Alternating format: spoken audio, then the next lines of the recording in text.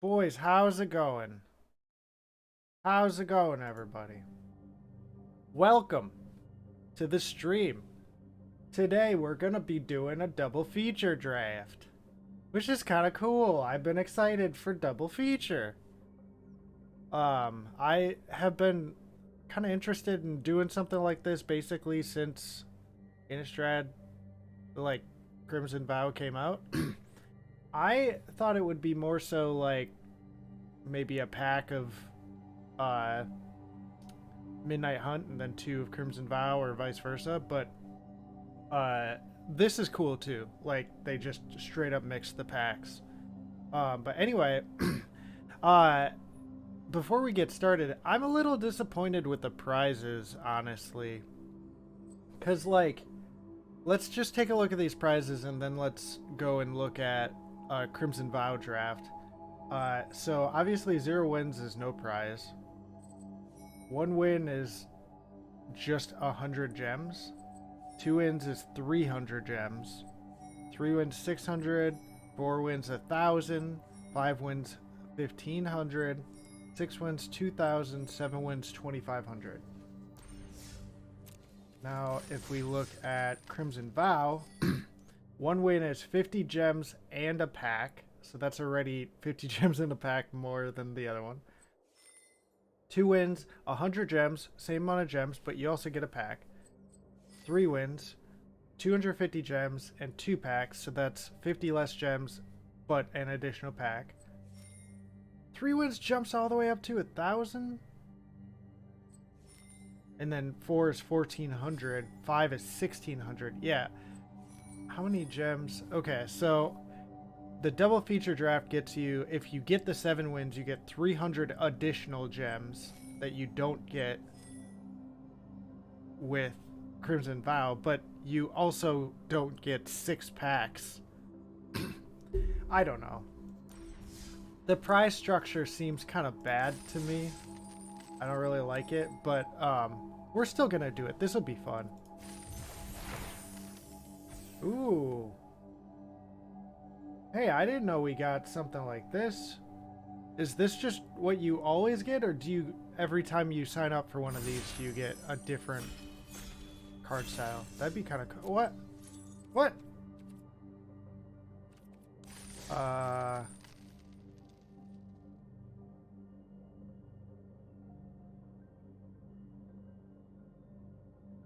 What just happened?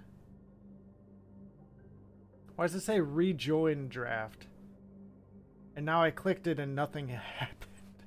What the heck is going on? Oops, oops, oops, oops, no. Double feature, rejoin draft. I don't know what just happened. I'm gonna try restarting arena. Oops, I don't need to. Okay.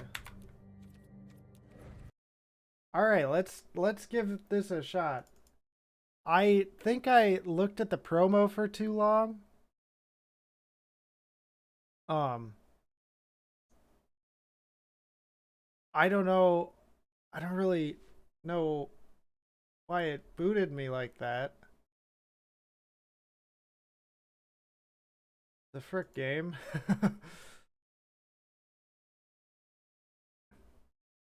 Well, let's load it back up and see what's going on.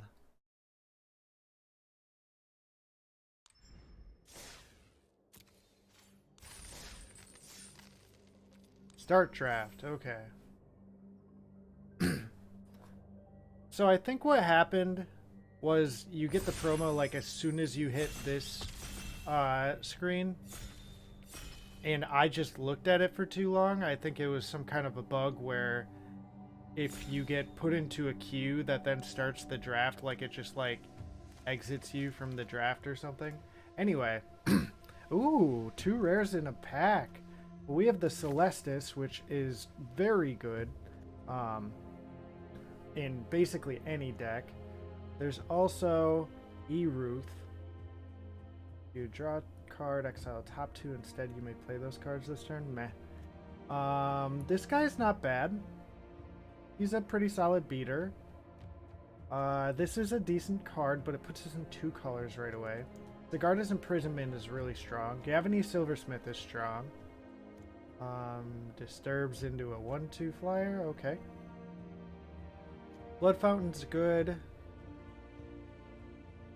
Yeah, I think I'm gonna go with the Celestis here, though. It's just so strong in literally any deck. And like in limited, day-night is gonna be shifting more often.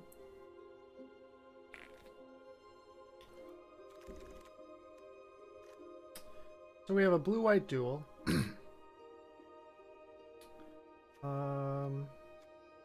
There's a Distracting Geist. Sage enters the battlefield. Comes day. If it's neither day or night. Then when day becomes night or night becomes day, draw a card. That's kind of a cool card. There's also just a Braid, which is probably the strongest card in the pack. Distracting Geist is also kind of cool. I like it. But yeah, I think I'm just gonna go with a Braid here. Cut red from the pack.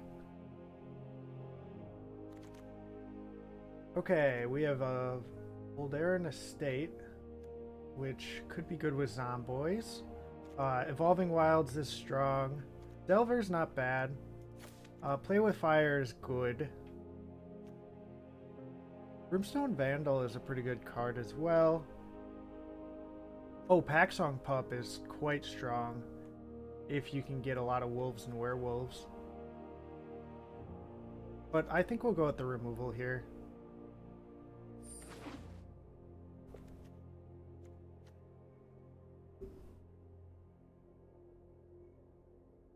All right, let's check out our opponent. Oh, we have several opponents who have the Jace avatar, Jace the Mind Sculptor, which you had to win the decathlon thing.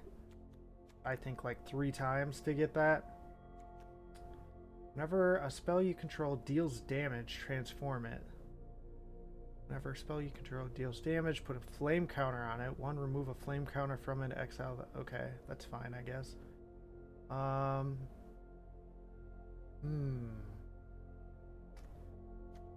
Yeah, we got the boy, but I don't think he's gonna do much work here. I guess we can just keep going red.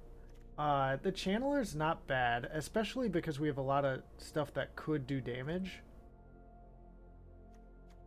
Yeah, it's like card advantage too. I'll go with the Channeler here. Not sure that this was the strongest card in the pack, but it was probably the strongest card for us in the pack. But anyway, our opponents are Grixis Knight, Sunset Runs, Zapata, BB Ol, Sidekick Sid, Steamblood, and Matty Arvigo. Very cool. Oh, we got a Dragon Boy. We also have a Flame Blessed Bolt, which is strong. Sungold Barrage is quite strong. Heron of Hope is very strong. Desperate Farmer is actually really not bad. It's just if any creature you control dies, it flips. Let's go with the big boy, though. Big boy is quite strong. Hopefully we wheel that 2 damage spell. Okay. This pack. What do we got? Cruel Witness is good. There's a Perforator, which is not bad, I guess. It's not really, like, that good. All from the cellar. That's not terrible. Radiant Grace is also just quite strong. So is Chill from the Grave, or Chill of the Grave. Well, I guess blue-red, well, white-red is also decent, whatchamacallit. So, let's go with the white card here. We'll see what we get. So Diagraph Scavenger is quite strong. Lightning Wolf is not bad. Wary Prisoner is pretty cool. And become a 6/6, which is hard for them to deal with. Unruly mob can get big as time goes on. I guess I'll go with the prisoner here. I kind of like it because it like is a super big butt, and then eventually they can start attacking. Okay, so we have a couple of options here. If we wanted to keep going white, we could take the Shield Basher. Otherwise, there's the Celebrants, which are quite good, or just the Fearful Villager. I mean, maybe we just take Fearful Villager here. We already have a 5-drop. Alright, let's see here. Wandering Mind. Look at the top 6 cards of your library. You may reveal a non-creature, non-land from among them and put it into your hand. And it's a flyer. I guess that's not bad. Blue's been decently open. There's also Immolation, which is decent for removal, I guess. I don't know. I'll take the Wandering Mind. Not sure what my second color is going to be yet. I guess Bounding Wolf is pretty sweet. I really like Disturb, so I think I might go with the Infantry here. We'll take the Brimstone Vandal here. Revenge of the Drowned is fine, but let's take the Vandal. Ooh, another Vandal. I like that more than the Combatants. We're kind of leaning white, so we'll see. Red-white seems like the route we're going to be going, but I guess we'll see what we get. Maybe Jeskai? Curse of Surveillance. Any number of target players other than that player each draw cards equal to the number of curses attached to them. So basically it's going to be 5 mana, attach a thing to them to draw 1 extra card each turn. I mean, 1 extra card each turn is not horrible, but it's also, for 5 mana, just not great. There is Lacerate Flesh here, as well as Estwald Shieldbreaker. If we wanted to go black, this is a really good card. And the Dreadhound's pretty good as well.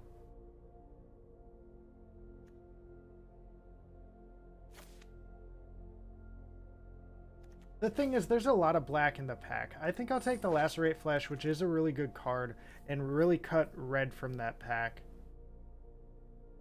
Okay, so Siphon Insight is pretty cool, especially with the flashback. This can get first strike. On the flip side, it can pump your entire team. That's kind of cool. That just... Oops, not that. This just seems like a win condition to me. There's also the Taxidermist, which is pretty good. At 2 mana. This guy, 3 mana, 3/2 trample. Flips into a 4/4 trample. Okay, I think I'm good with the Brigand here. We might even be able to go mono red. Oh, Suspicious Stowaway is a really good card. I love that card. Can't block.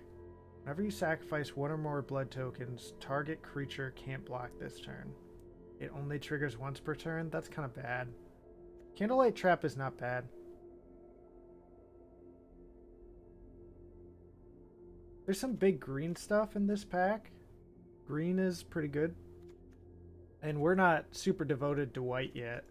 I'm going to take the Suspicious Stowaway. Just because Unblockable is quite good. Plus, it'll get us a lot of value. Okay, so here we have Hopeful Initiate. Remove 2/1/1 counters from among creatures you control. Destroy target artifact or enchantment. That's not terrible. There's also just the Waltzer, which is super aggressive.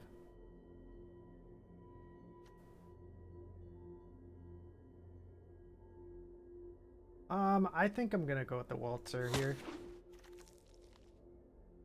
Okay. Here. Let's see here. When another creature you control dies, flip it. Whenever it attacks. That's not bad. We're not gonna have enough instants and sorceries for this, I don't think. Well, how many do we have? We have like 1, 2, 3. Yeah, that's not enough for that. Let's take the search party captain here. Actually, did I switch it? I can't tell. Okay, I did. I changed my mind at the very last second. Okay. Whenever you cast a non-creature spell, yeah, whatever. I guess let's just take the Seize the Storm. Maybe the Flame Breather's better. Just because it's like a creature. I know like aggressive strategies are quite good. Oh, this is cool. I like this card. I forgot about this card. 4 cards of your library. So there's the Gale Drifter, which is pretty good. But I mean, at this point, I think we're just splashing blue for the Suspicious Stowaway. So let's keep picking up red stuff.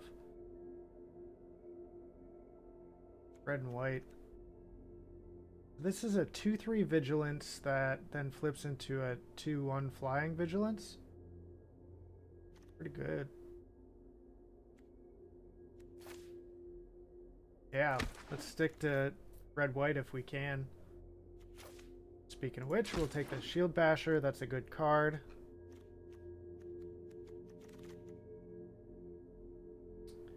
Okay. I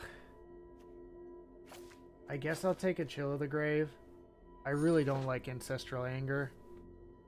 You have to draft like 5 of them for it to be worth it. Maybe not 5, but like at least 3. I mean, this card's not bad, but it would put us further into blue. I think I'll just take the red card from the pack. Ugh. Now, I think I'm more likely to play the trick there. Okay, let's take the Seize the Storm. It's cool that it has flashback, so it makes 2 creatures eventually. Okay. Last pack. Blood Vial Purveyor. 5/6 Flying Trample for 4?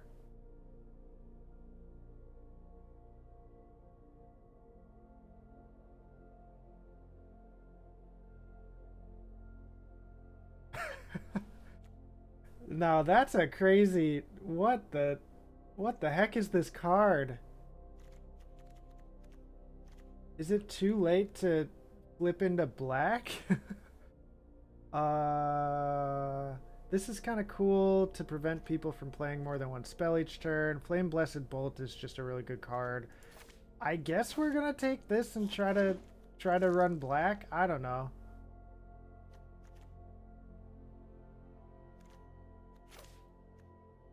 I've never seen this card before, by the way. Okay, so we're gonna pick up an Evolving Wilds here.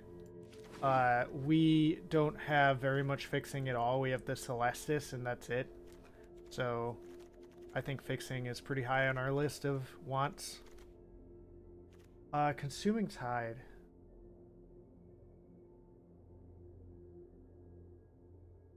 Oh, okay. There's also this guy, who could be neat in our deck, but I don't think he's going to be amazing.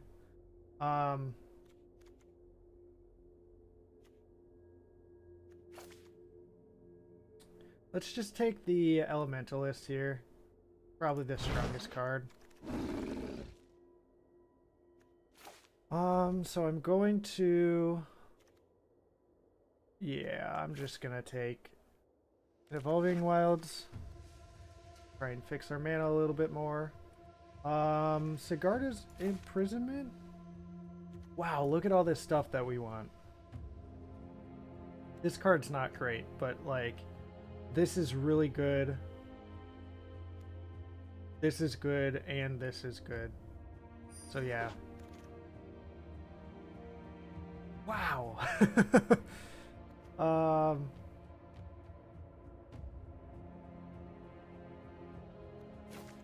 mean, I guess I'll take the Twin Blade Geist. This card is nutty.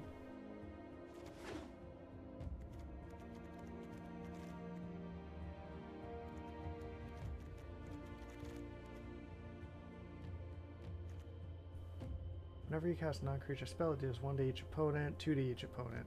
Yeah, I don't know. That's not amazing. We could pick up a non-creature spell.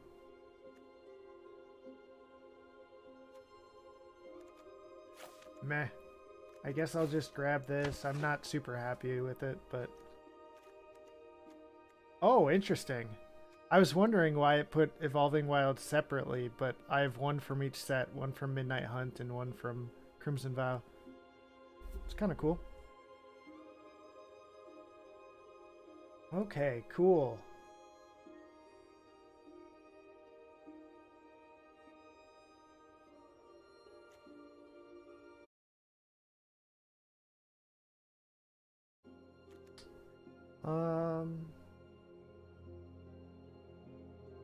Yeah, I'm not gonna have Groom's Finery. So yeah, let's take the Heron Blessed Geist.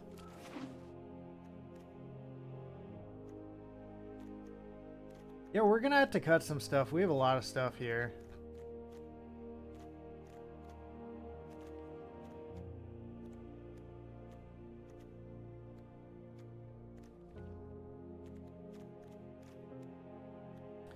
I don't know what color I want to splash.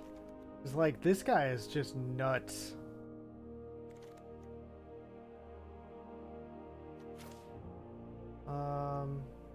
This guy's pretty good. But I think I'll go with the Infiltrator here. It's probably just a better creature for us. Zapata's really stalling over there.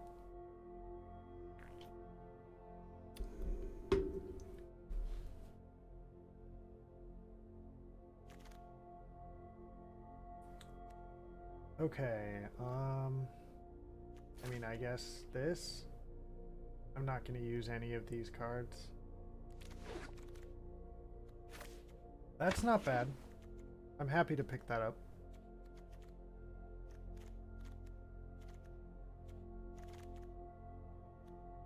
Yeah, we'll take Mr. Wolfie Boy.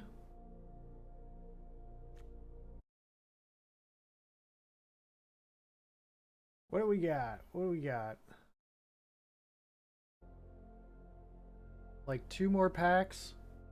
Just had to wait for him to get to us. These 2 packs.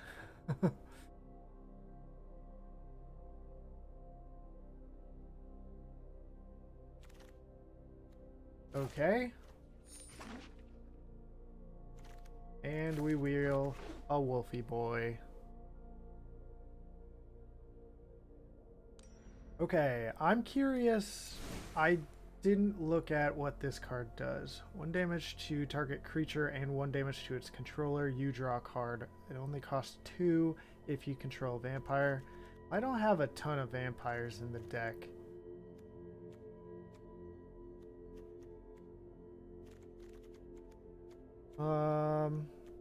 So I kind of want to make the deck like pretty aggressive. Like, we can probably cut this.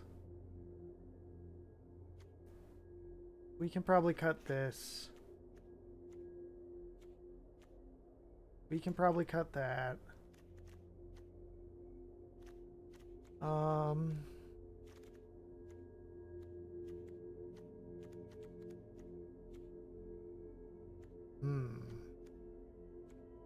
What else do we want to cut? We have 6 more cards that need to be cut. Honestly, maybe the Ridge Wolf can go. We don't have... Well... We have a decent amount of... stuff.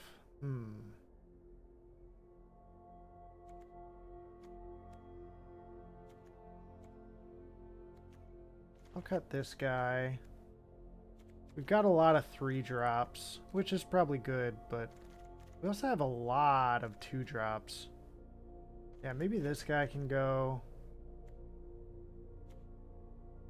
I really like the Harrier because he can make something not able to block, so I think I'm going to cut the Hungry Ridge Wolf. Okay, our curve is starting to kind of settle down. Maybe we cut a 4, a couple 4s. How many instants and sorceries are we playing? 1, 2...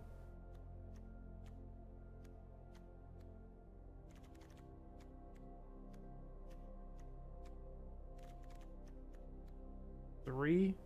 Yeah, okay. So I'm pretty sure that's a safe cut as well as this is a safe cut. Okay, that leaves us with one more card to cut. I mean, I could just cut black.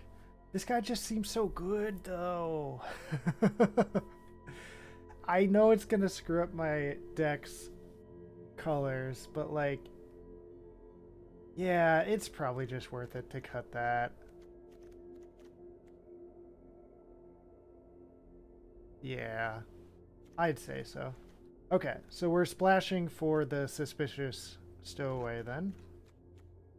We do have 2 Evolving Wilds, so we might be able to cut an island for something else. I think I'll keep it the way it put it, though. Okay, very cool. Let's run it back, see how this goes. Red, white, splash, blue. So we're Boros splashing Jeskai.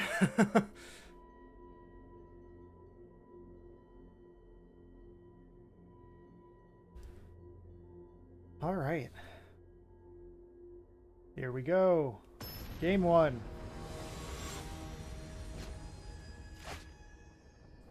Grimface. Hello, Grimface. Why is your face so grim? Ha ha ha ha ha ha. Okay, yeah. Hand is kind of awkward. We can't play any of the cards in it. I think I got a mulligan. Ooh. I guess I'll keep it and chuck a mountain. Alright, let's Evolving Wilds for plains.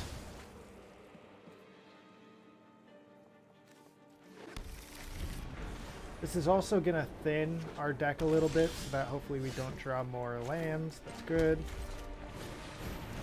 We'll be able to throw that down on turn 4, which is good.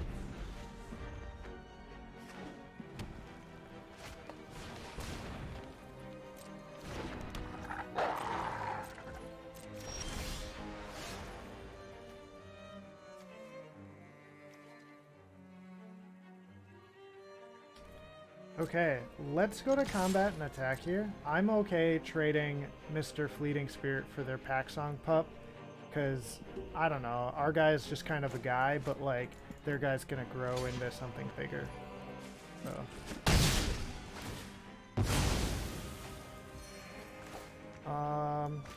Yeah, let's just do this. I don't care.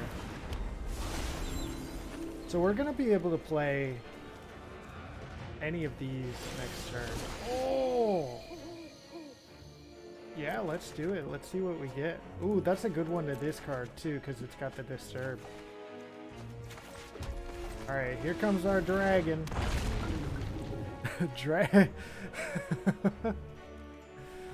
That is really unfortunate for our opponent.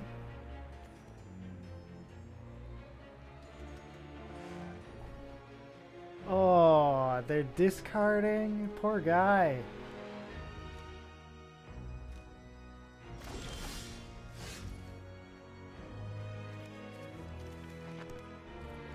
Alright, let's go to combat and hit. And now I guess let's just play the shield basher and passer.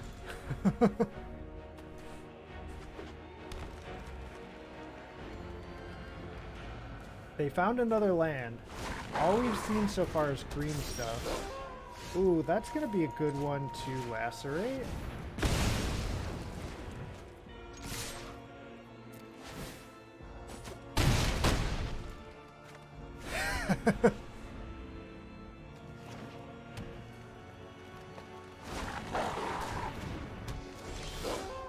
boy. Okay, well, probably GG, baby. Yeah.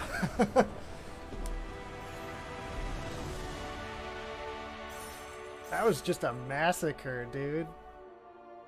Wow.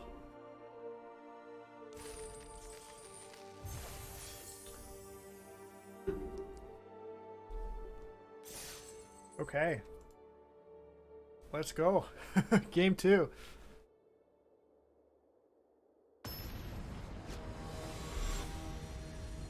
AJ da Boneless. Where'd all ya bones go, AJ? Okay. This hand, I mean, it looks fine. I think on the draw, it's gonna be fine. So I'll keep this. Because we have something we can play. Whoa, why did you spawn way over here? That's actually kind of cool. That means that we don't have to play our Evolving Wilds right away, but we still can. Question is, do we fetch out an island or a mountain here? I think I'm gonna... I went plains. I meant to go mountain. This is fine.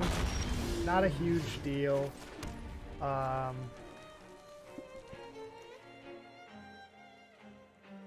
We could just take care of that right away with an Abrade before they have a chance to target it and draw a card.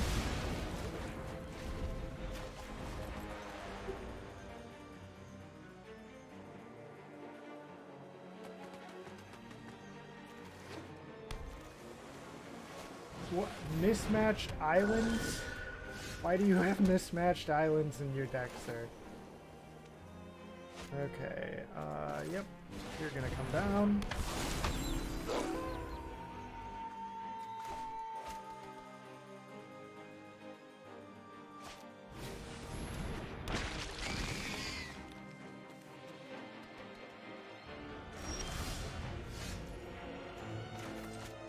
Alright, another 3-drop coming down.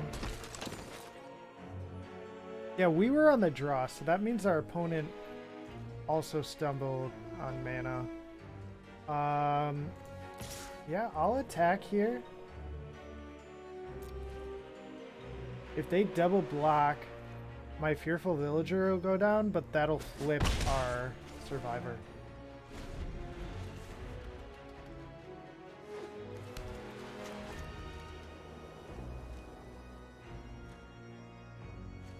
Okay, so they stumbled on lands for a turn. We also did for a turn, but I guess we'll see if we draw a land.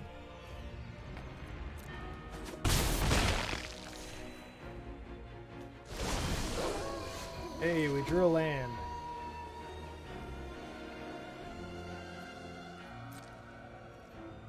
I have a feeling they have some kind of flash creature or answer here. Okay. If that's the case, I might just play down... Let's see here. If I play just this down, it'll be a 4/5. Yeah, that sounds good.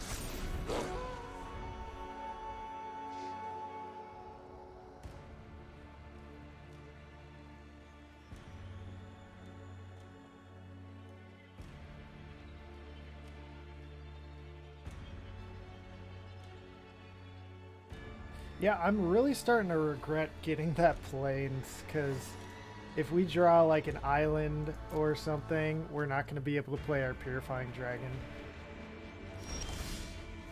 Sigarda's Imprisonment. That's not bad.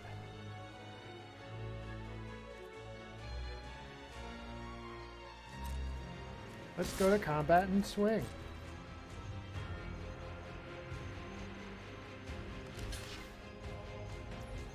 They're sending down their throng. Yep.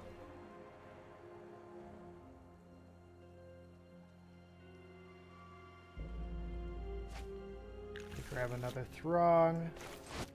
Here comes our Minache guy. They play a throng. I wonder what they have in their hand. Hey, that's actually huge for us.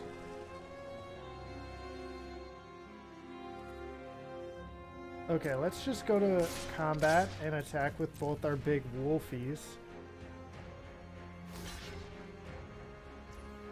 Yep. You got another Throng in that deck? You got another Throng in that deck, girl? Okay, they find another Throng. Here comes the dragon. If they have like a board wipe, I guess we're kind of screwed. Look at all these mismatched islands. What's going on, man? Whenever it attacks, it deals 1 damage to target creature defending player control.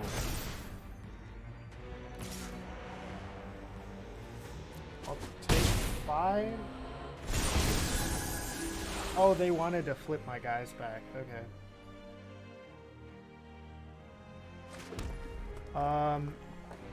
Yeah, let's go to combat. Well, actually, do I lacerate flesh here first?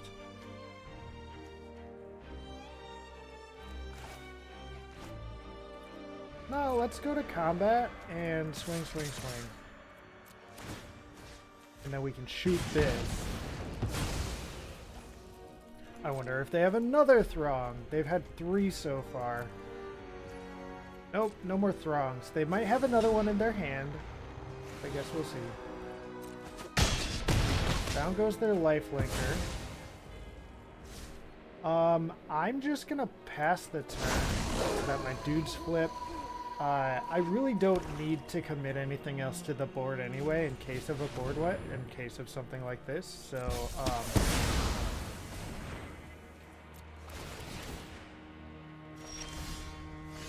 okay.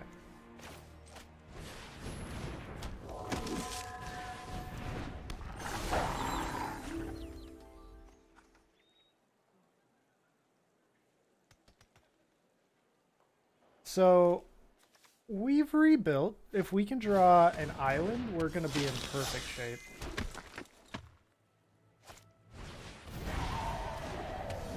Lifelink, huh? How about can't attack or block? How's that feel?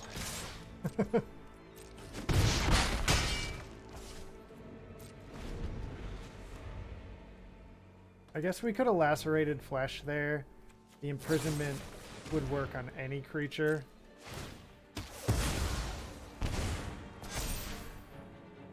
And it's cheaper, so yeah, that was just a bad play.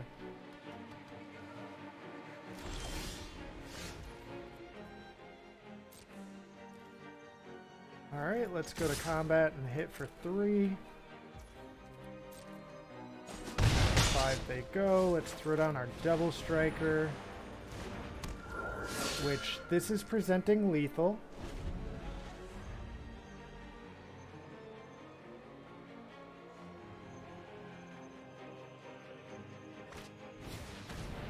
That can't block. Okay.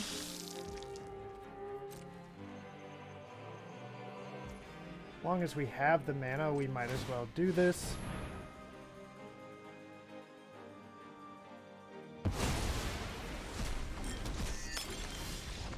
And they scoop. Alright. Well, we made a couple of stupid mistakes that game, but we still got there.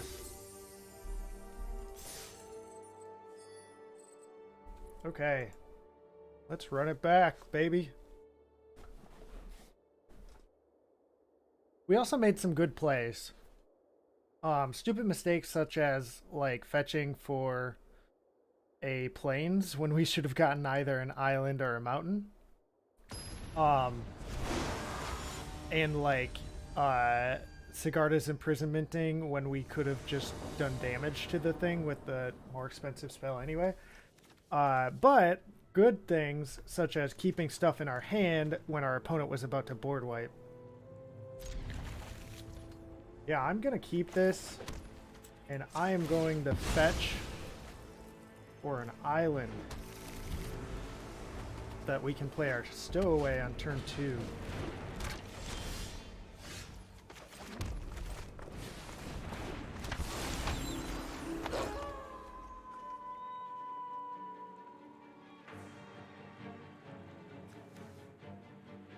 They do have the silver bolt, which kind of sucks.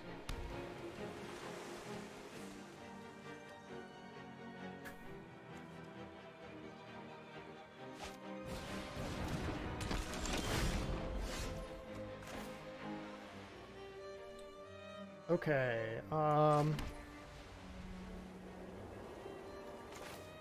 yeah, I think I'm gonna throw this down to kind of de-incentivize them from killing it. And then let's go to combat and attack. Get to loot. I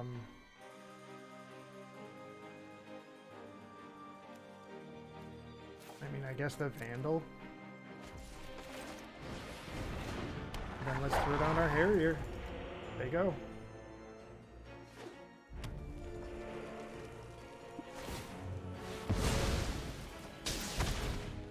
Alright, so our Radiant Grace comes back, hooks up to them. Now their creatures enter tapped.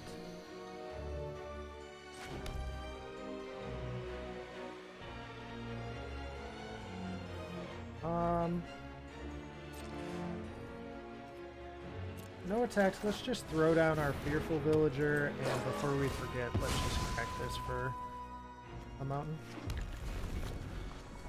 I don't think we have any double white cards in the deck, like double white mana cost cards. So, considering we only have one blue card in the deck and it's already been dealt with, just the correct thing to go for there is a mountain. Anyway.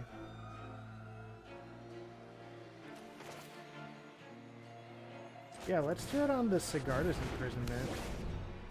And then let's go to combat and hit for 4.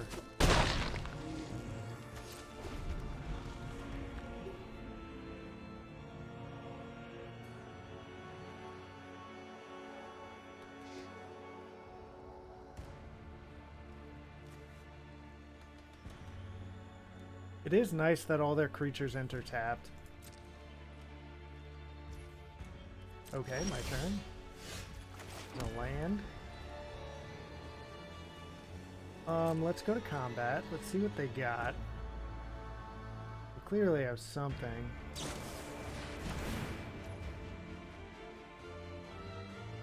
Yep, that's fine.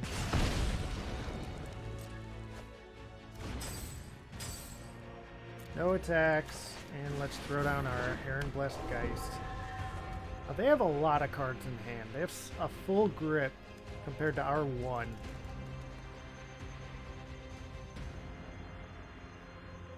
We're ahead on board, but they have a lot of stuff in hand. We are going to be able to cast this from our graveyard, though. Or activate this ability, rather.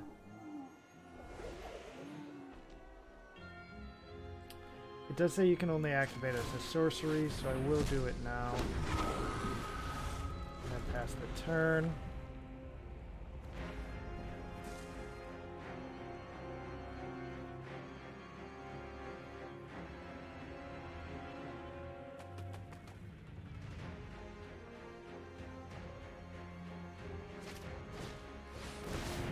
Ice Flame Reservoir. Yep.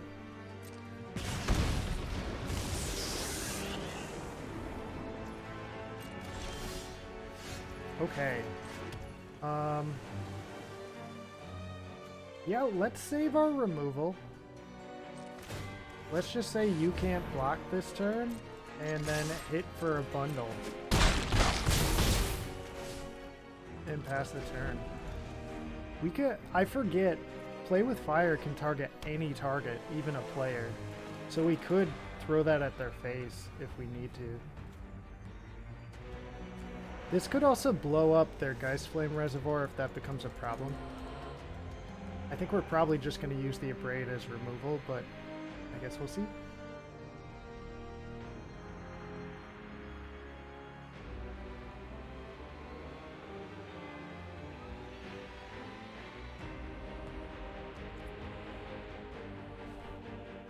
They're at 6.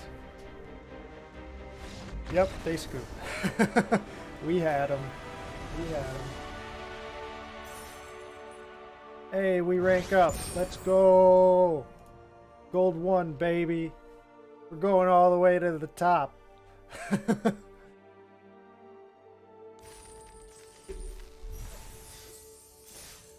Okay, cool.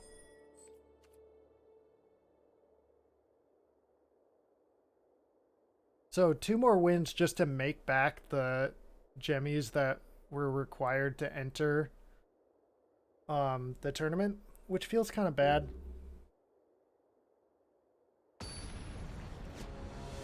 That's how it is normally anyway. But normally when you get to that point, you have like a bunch of packs as well. So just feels bad that if you hit 5 wins, you make back exactly the entry fee.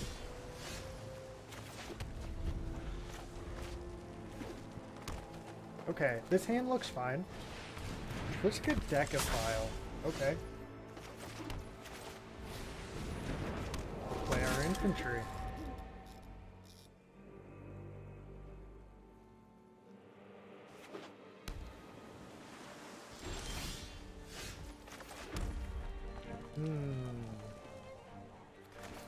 Yeah, I think we just throw down a Vandal here. No attacks. I could have attacked and, like, threatened a trick, but then they could just block and it would do nothing.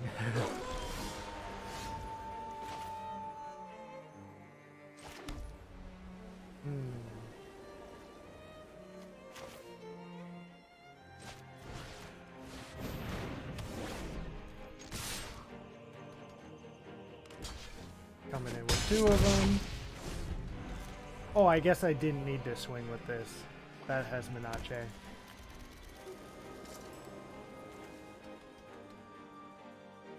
Yeah, I always forget. This guy's got a lot of value on him. They draw a card, okay.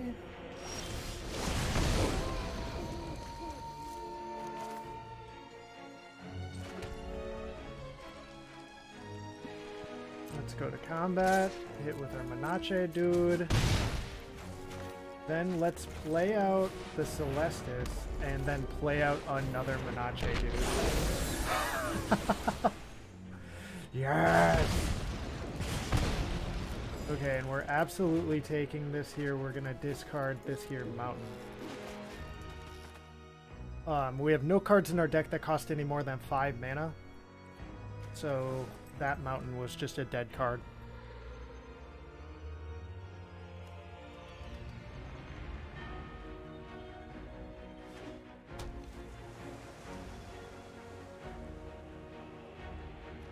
I guess technically we could work our way up to 10 mana and then activate this thing's ability twice. The 5 ability on the back, but meh.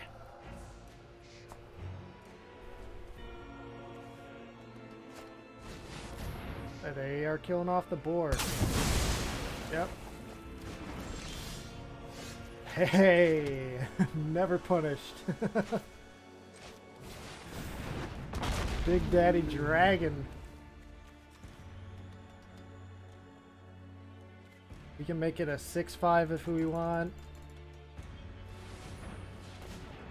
They have a lot of cards in hand. For all I know, they could have a lot of removal to play. They find an Evolving Wilds. I do notice they are 3 colors at the least. Okay, yep, they're 3 colors. They're running Bant.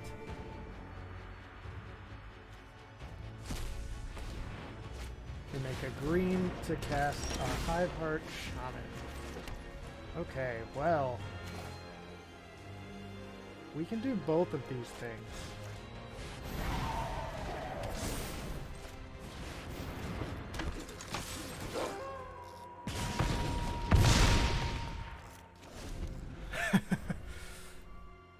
Let's go, baby.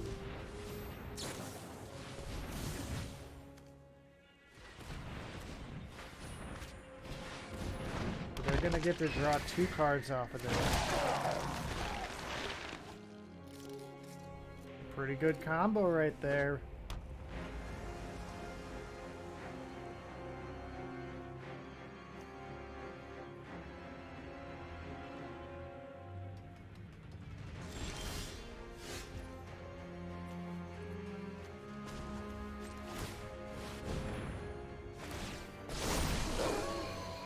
Take action. Discard this. Go to combat. Swing with both ya boys. Shoot down ya boy.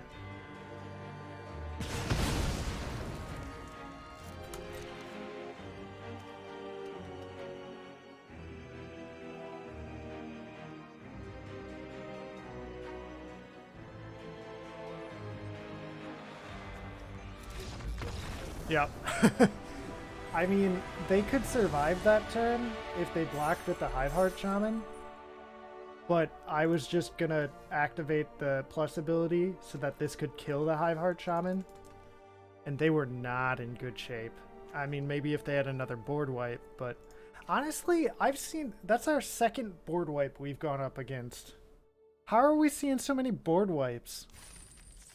I guess there are additional rares in this format, right? Like, you get 2 rares in a pack for double feature. Okay, one more win and we'll have paid for the draft.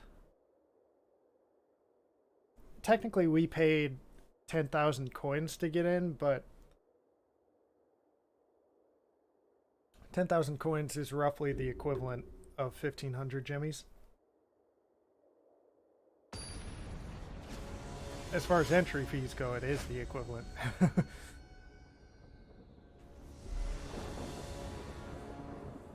Okay, this is looking hot. This hand looks awesome. Mountain, let's go.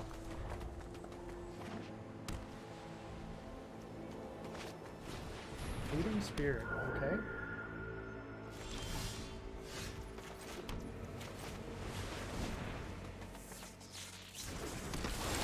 We could stop drawing planes, that'd be great.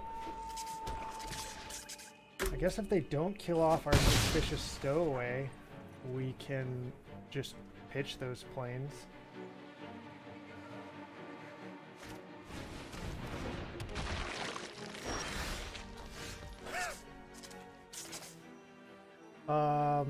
Let's play a planes, then let's go to combat. Hit for 1. Trigger. Discard a planes. And then let's Rock Skull Infantry. I could have been more mana efficient and played the Brimstone Vandal, but I wanted to get the infantry down.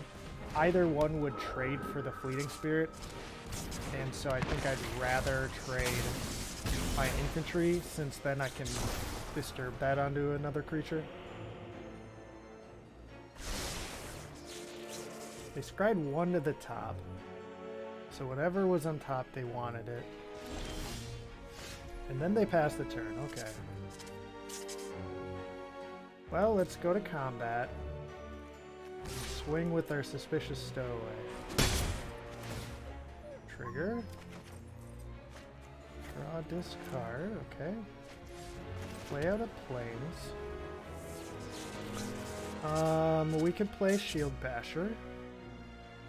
We could play Brimstone Vandal. Let's play Shield Basher.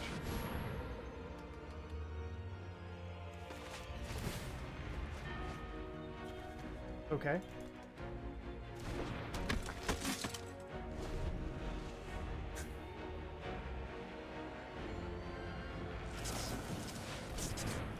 Scattered Thoughts.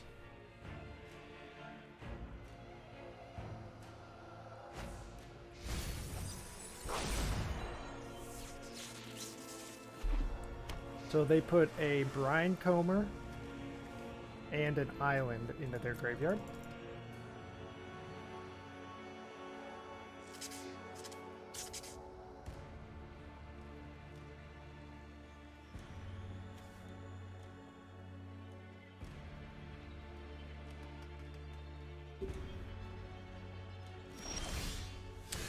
That's discard fodder for our Suspicious Stowaway, so let's go to combat. Swing, swing. Doing it. Indestructible, baby.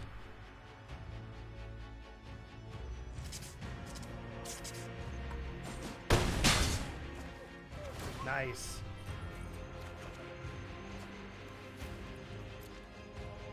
Discarding the planes. Now playing out a Brimstone Vandal. Sure.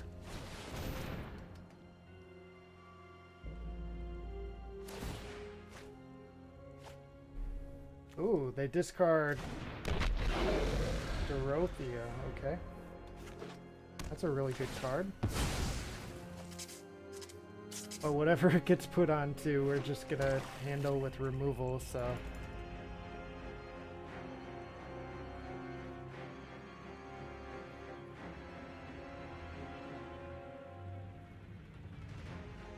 I'm guessing it'll probably go onto the Fleeting Spirit because it's got the first strike ability. Okay, they're throwing stuff onto the Entomber. And that's the one that makes you want to target it, right? Yeah. Yep. All of a sudden they have a squad. Oh, that's what this is for.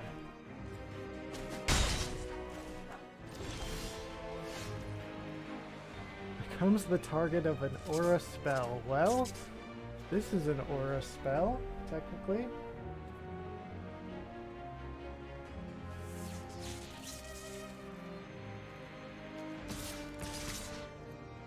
Okay, 3 creatures coming at you. Estwald, Shield Basher, paying for him. What you got, baby?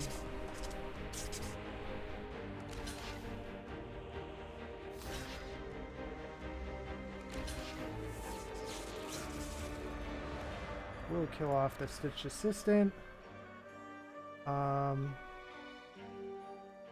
Maybe we could just play with fire on the Stitch Assistant so that we keep our Brimstone Vandal.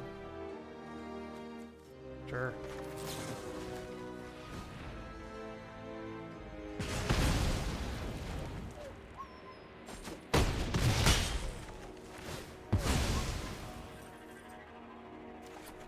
Okay.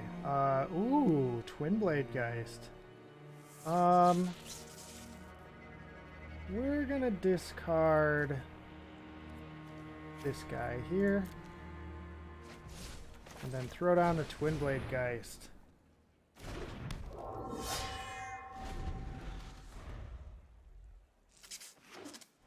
So we have this game. I feel like we're in a pretty good position. Obviously, they're gonna... Wait. What? Oh, they're gonna board wipe here. That's fine. We have creatures in our hand.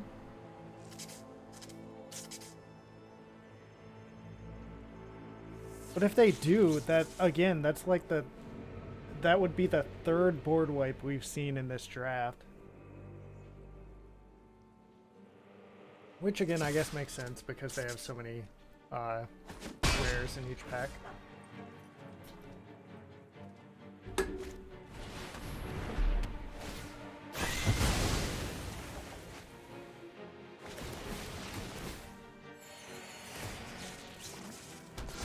Yep, that was a good play, sir.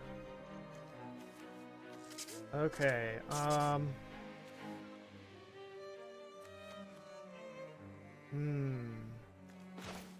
I guess we just Brimstone Vandal? Pass the turn.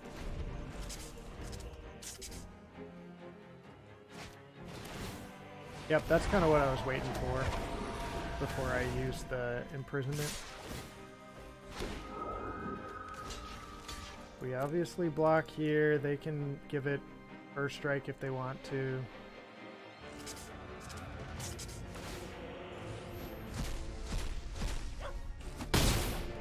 They only have the capability to do that one more time.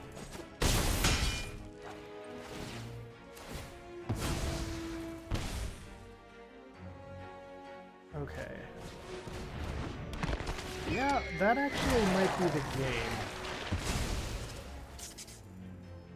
Because we have this Sigarda's imprisonment to take care of their one guy, but then we don't have enough to do anything to anything else.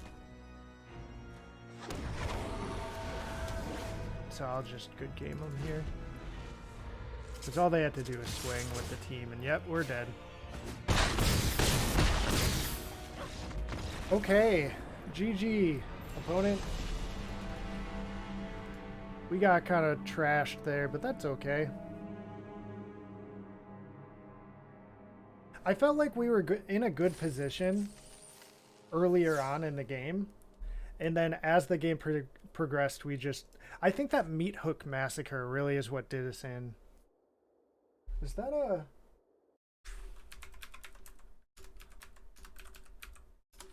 I'm curious. Yep, that's a mythic. Dude, mythic's just doing us in. Okay. This is good. This is a good hand. Okay, we'll start off with this fetching for an island. Get that out of the way so that we can have our land. I think I'd rather play that. If it gets killed, then we can disturb it.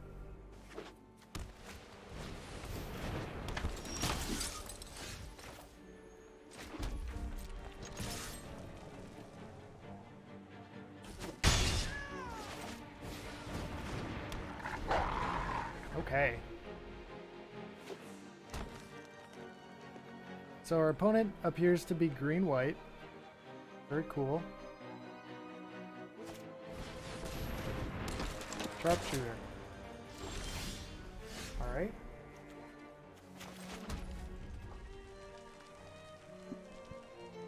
Let's go to combat and swing. They could double block the Harrier here and kill it. I'm assuming they don't want to do that to the infantry, but okay. Yep. And now I just realized I did that so that I could get the mana off of this, but like that's really not going to do us much good. So I'll just play this instead.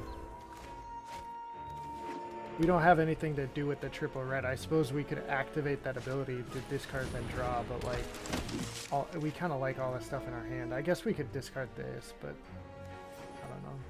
This is going to have some value because we have a couple of 2-drops on the board, so if we can flip this, we can potentially get back some 2-drops. Hey, that's pretty cool.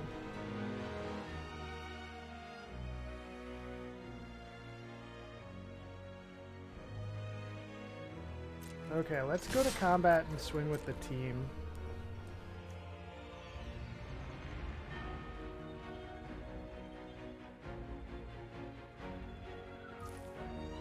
No blocks from our opponent. Okay, they take 7.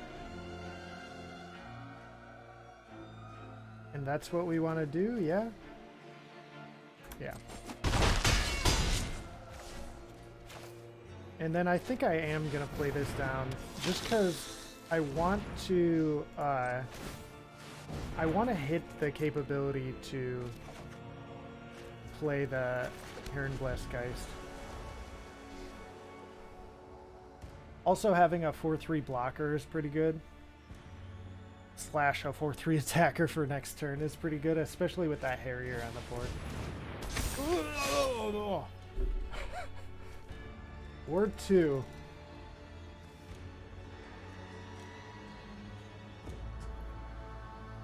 That's a big boy right there, baby.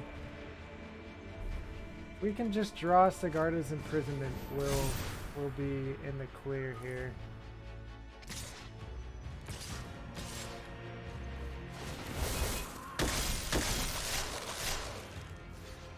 I'll block there.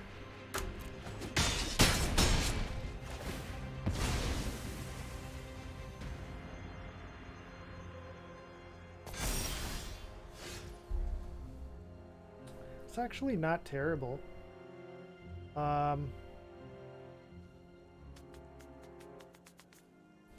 Let's see here. If we Harrier to make this not able to block, then swing out with the team, they would block that probably here and take 7, and then we'd be real dead.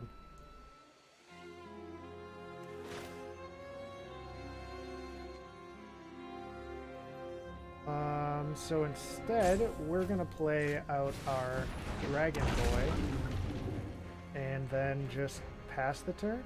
Yeah. I doubt they're gonna have a way to make their 9/9 unblockable. Even if they have a way to give it flying or something, we have our flyer now. They do have the Trapper that could tap it. The Tapper. Gavany Tapper.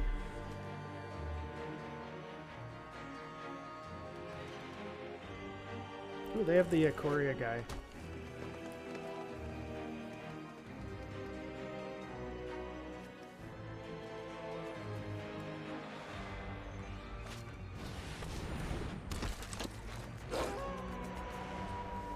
Okay, cool. Weaver blossoms.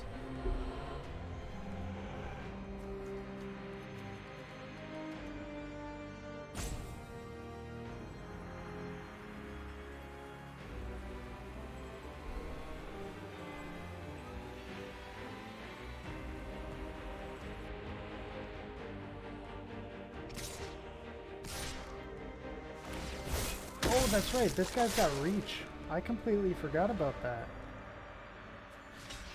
We'll park him underneath your guy.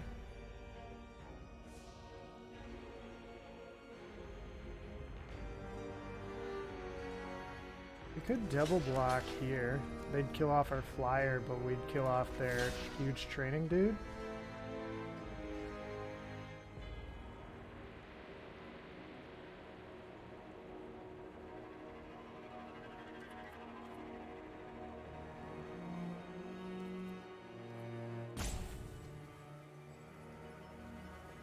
Yeah, sure. Let's block like this.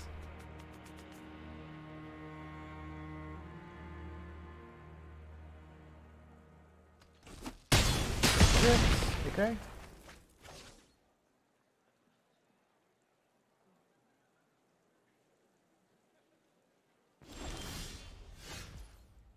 Ooh, lacerate flesh. We could do that on the Tapper. Obviously, he'll tap in response.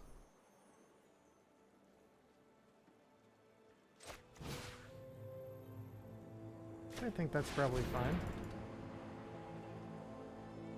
Hey, Andrew. How's it going? I don't have a preview card for Kamigawa. I wish I did. No attacks here. We could attack with the... Nah, that's not a good attack. Okay. Riff Rider.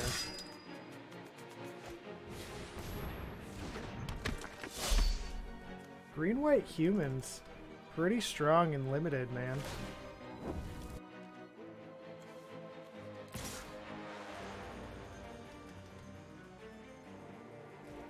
Okay, so question is, do we block with the Harrier here? Probably.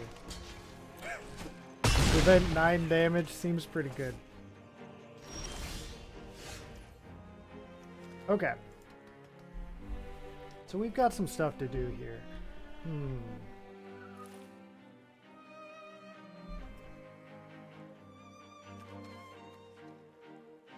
I think we're going to want to get down our Suspicious Stowaway.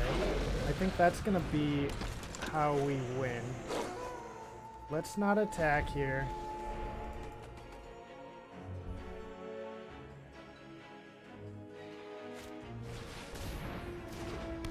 Ooh.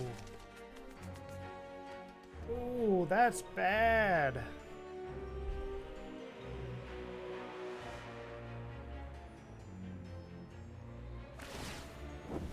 Nice, nice. Finished all your one-on-ones. This is really bad for us. It's gonna give that flyer double strike.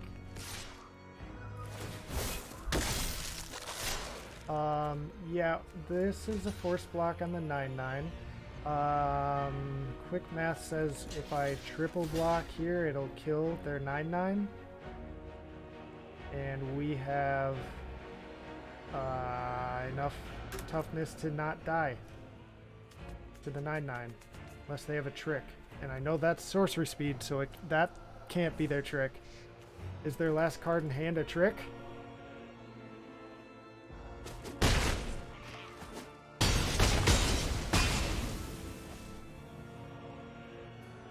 Okay.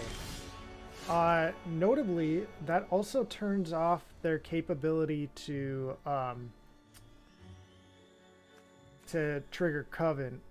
Or Coven? Yeah, that's the name. Anyway, I think our plan here is a Braid plus activate this. Oh, we kind of want this, though. I know we want to Braid here. We're not at a lot of life. We have Braid there. Yeah, let's just pass the turn here. That flips some stuff.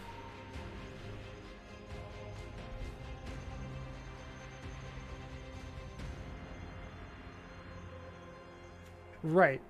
And I'm gonna Braid in response. Now the question is, do I Braid the rider or do I Braid the trainer?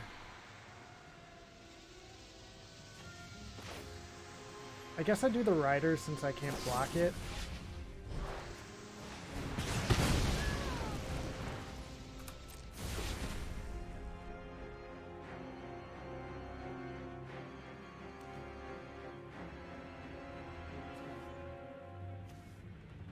Oh, right. Doesn't get them Coven because of this flipping.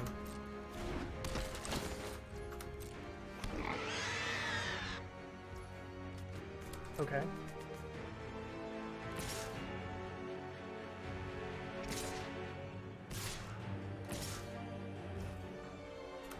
Yeah, I think I've got a block here. So I'll take 6. Yeah, I'm pretty screwed. I don't think I have a way out of this.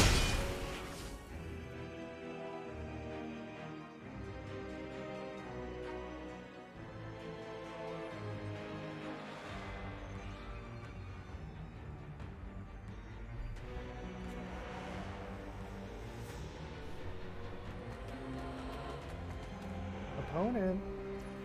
Oh, there we go. All right. Since I don't think I have a way out of this, and this thing is not a way out of it, let's crack some bloods. Hey, Andrew, thanks for the follow again.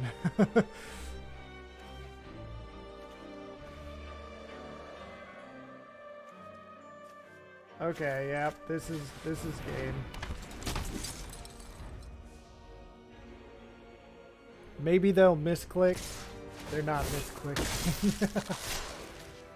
We'll block like this. We'll die. Yep. Well, that's 2 losses in a row, but prior to that, we had won 4 games in a row, so maybe we'll just stop our losing streak now.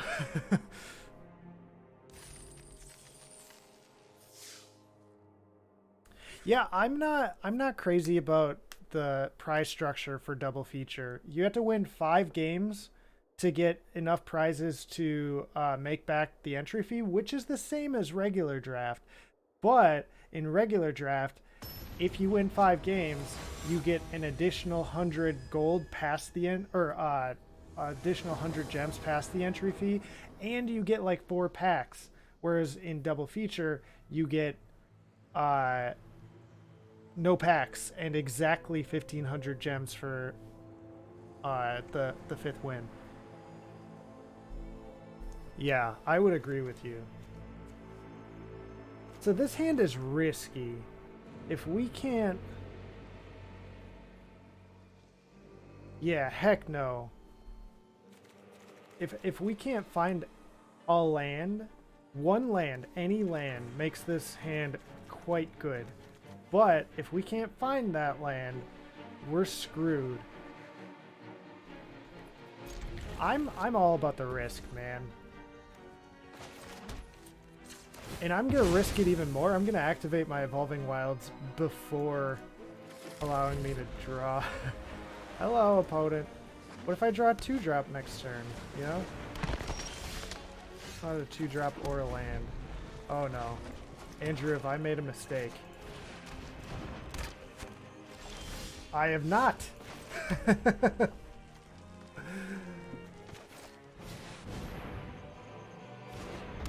I have not made a mistake.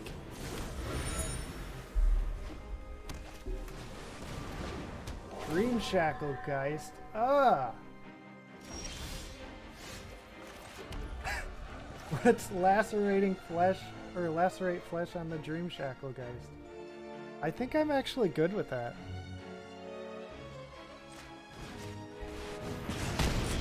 Yeah, it makes us 3 treasures. Or, treasures.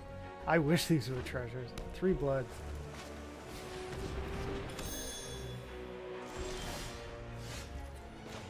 Yeah, we don't... I guess with the Celestis, we really don't need that as a land. Let's play the Markov Waltzer. Go to combat. Markov Waltzer, give himself +1/+0. Hit for 2 in the air. Yep. And pass the turn. So we're gonna crack this Evolving Wilds. Like crack up blood to discard the Evolving Wilds. Yeah. You know what I'm talking about.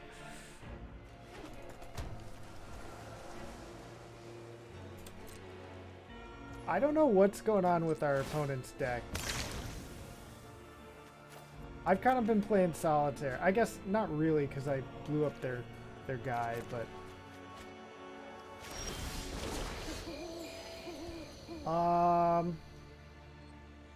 I mean, I think I'm fine not activating that there.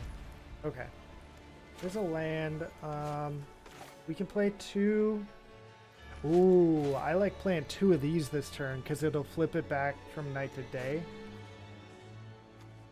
So let's go to combat.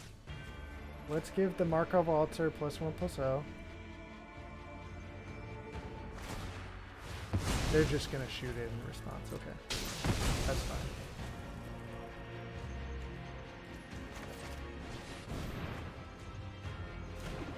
Then let's play out our 2 Vandals.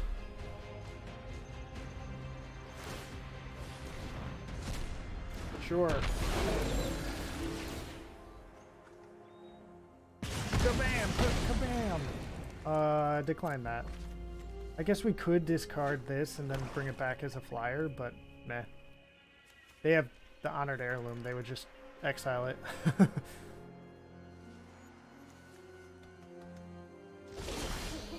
Yeah!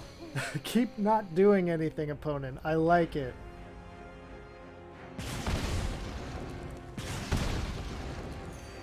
Let's take action. I really want to find a land here. You know what? Sure. I'd rather them exile that than my Twin Blade Geist.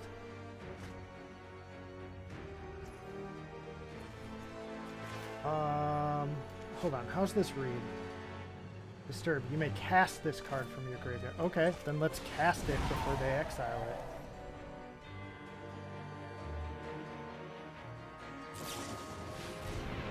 They're gonna counter it. Okay.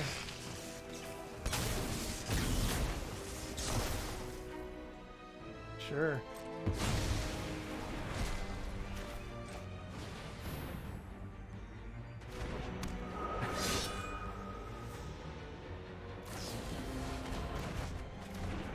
Alright, well we're still gonna hit for 2. We're still gonna flip, gain a life, and do 1 to you. Yeah, this is looking pretty good.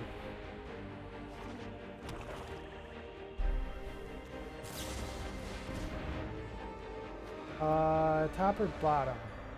I guess we'll just take action and put it on top so that next turn we can play out both our Brimstone Vandals again and just get that train back online. They have no cards in the hand, so I know that there's no counter spell sitting here. They could activate or cast the secret key. Okay. No attacks.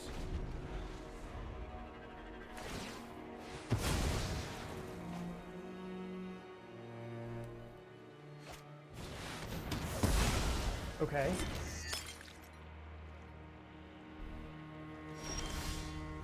Ooh, play with fire.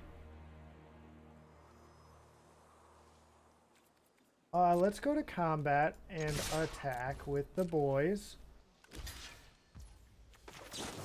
Shouldn't have played with fire, opponent.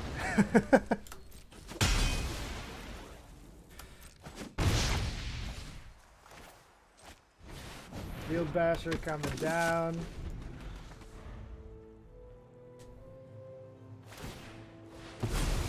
They crack a clue, yep.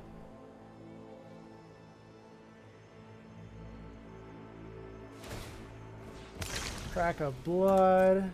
I wonder if they have a board wipe too. It would be the 4th board wipe we've gone up against today.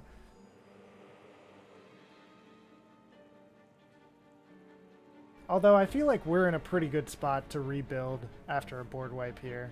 We have the Celestis and a couple Bloods to filter out any lands that we draw. And, oh, this kind of sucks.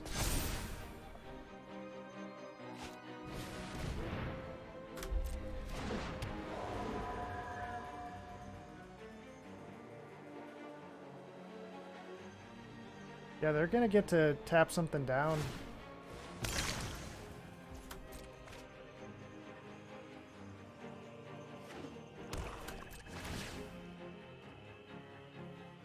Yep.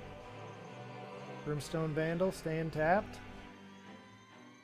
Twin Blade Geist staying tapped. They're going for the Vandal, yeah. That's what I would have done.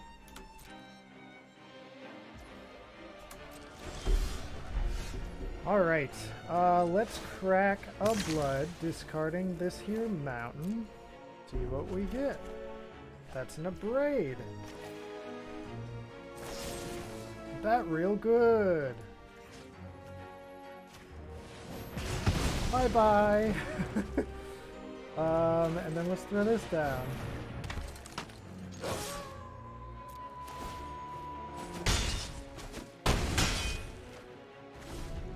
I guess we really didn't need to play the Fearful Villager there, but, I mean, if they have removal rather than just a straight-up board wipe, like, Fearful Villager will be better to play than just holding onto it.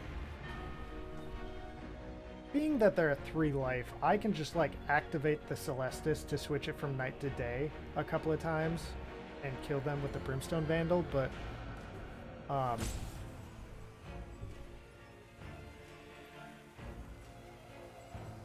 they also have this Crawl from the Cellar still, which they can flash back to get back their Dream Shackle Geist for a 3rd time. Yep, here comes the Geist. They have 1 card left in hand.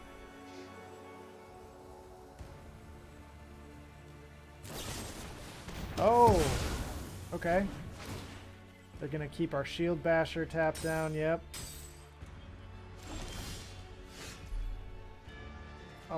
The Harrier, that's game then. Can't block. Good game. Alright, we paid for the draft. I was getting a little nervous there. I went 4-0 right at the beginning of the draft, and then I lost 2 games in a row, and I was like, oh no! I need 5 to make the money back. Ooh, we got a rare. What is this? Crippling Fear. Ooh. Pretty good. Okay. But yeah, so we made our gemmies back. We're good.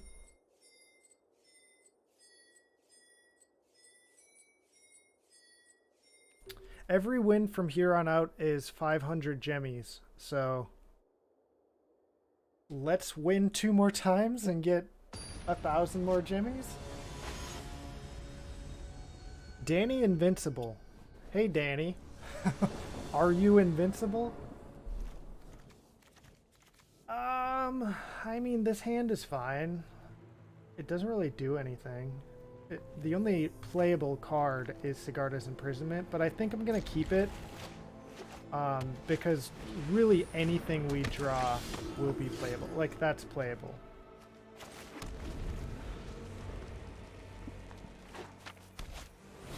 Unruly Mob, okay.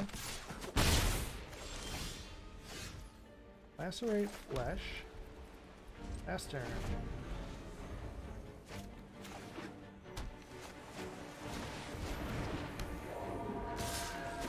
We're taking some damage here. Opponent had a real quick hand. Okay. Yeah, let's go Fearful Villager.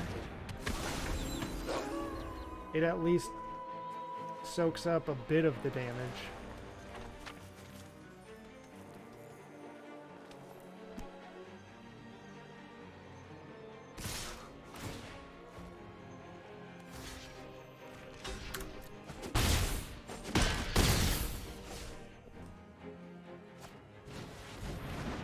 Yep. Griff Rider coming down.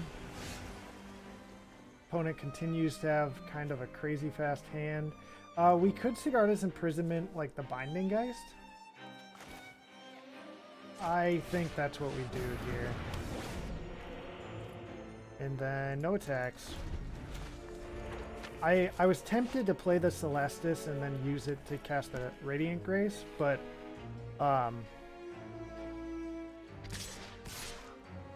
ooh, they're still attacking with the First Striker? They wanted to flip into a 2-1 flying First Strike. I guess we'll block it. Yeah, that puts a counter on the mob too. I didn't think about that. Hey! Blue land is decent. Let's go Celestis. And then Radiant Grace? 3/3 Vigilance Menache. They could kill it if they double block. Eh. We'll throw down the Suspicious Stowaway here. Okay, no attacks. We're still not in a great position. They have 4 in the air on us. But we do have that Purifying Dragon, which, oh, that makes it 6 in the air. Yeah, we are in trouble here. So we could, like, Lacerate Flesh on the Griff Rider. Which also has Ward 1, actually. So no, we can't do that until we draw another land. We have to do this. We'll swing with this because why not? I guess I'll discard the Twin Blade Geist. Disturbing that onto something might be a good way to bring us back into the game.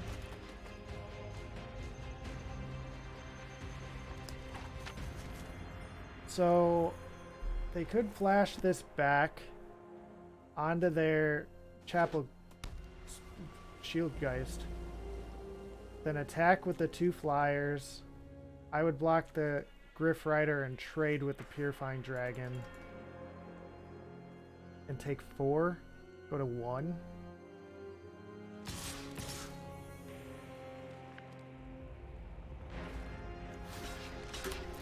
I just have to block like this.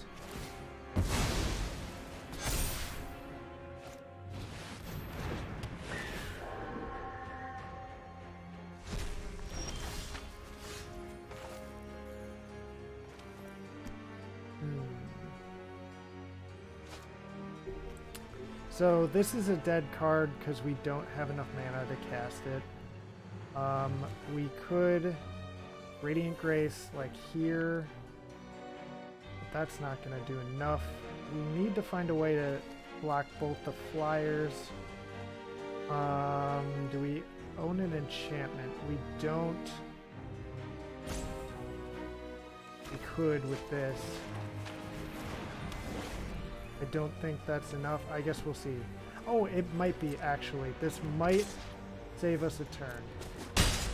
If we draw the exact right card, which we didn't. We needed to draw, there's, here, I'll show you while I search. So we needed to draw this card right here.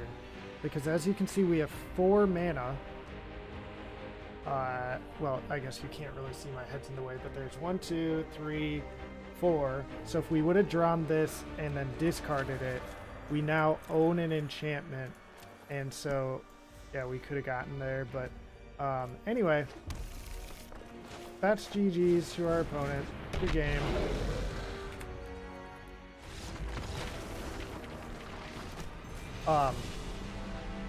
But yeah, so that's the draft. We at least paid for it, though. I'm happy with that. We got all the cards from it, and we paid for it. So 5 and 3 is not bad. I'll take it. Oops. Let's do another double feature run. We're about halfway through the stream, so another half of the stream should be roughly the same amount. Okay, so I think we've confirmed we don't get one of them promos every time we enter. It must be only once. So since that's the case, I mean, it makes the double feature thing even less like something that we actually want to do. Ooh, we got a Lord of the Forsaken. That's kind of hot.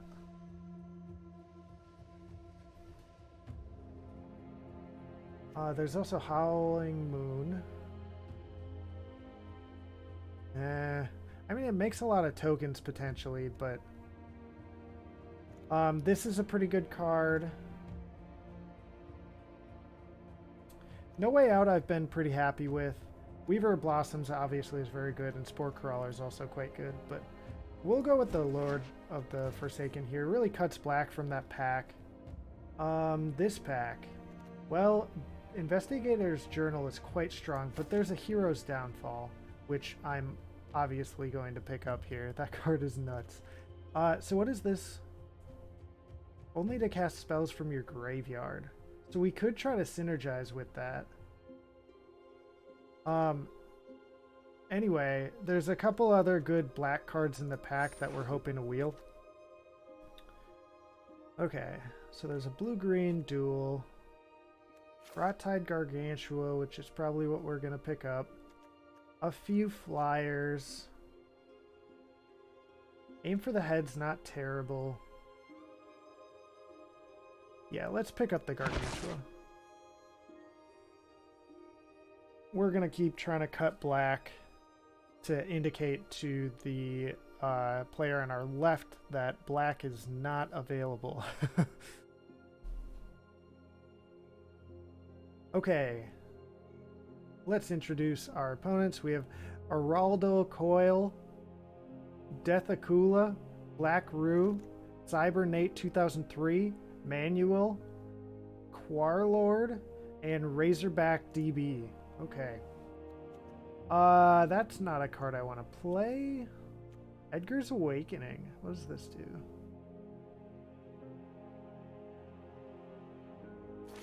Oh, I did not mean to double click that. I only meant to single click it. Whoops. My finger kind of clicked too quick. It's fine that I took that. I was going to look at the other cards in the pack because there's like a Doom Dissenter. Possibly something else I would have taken, but I think this is a good card, especially if we mix it with like blood tokens. If you do the discard thing, it returns it to your hand. Should be noted, but still still potentially some value there. Now, what do we have here? Creatures you control get +1/+1 until end of turn. One or both. Okay. Target vampire you control deals damage to its power to another target creature. Well, if we tried to go like black-red vampires, that could be good. Pack Betrayal is also fine. Tavern Ruffian's not bad. Or there's like Doom Dissenter. There's a decent amount of good red in the pack. But yeah, let's just keep cutting black from these packs. When it's good, at least. Okay, this pack's got more blue. I guess the Shield Basher is also quite good. Bird Admirer is not bad as well.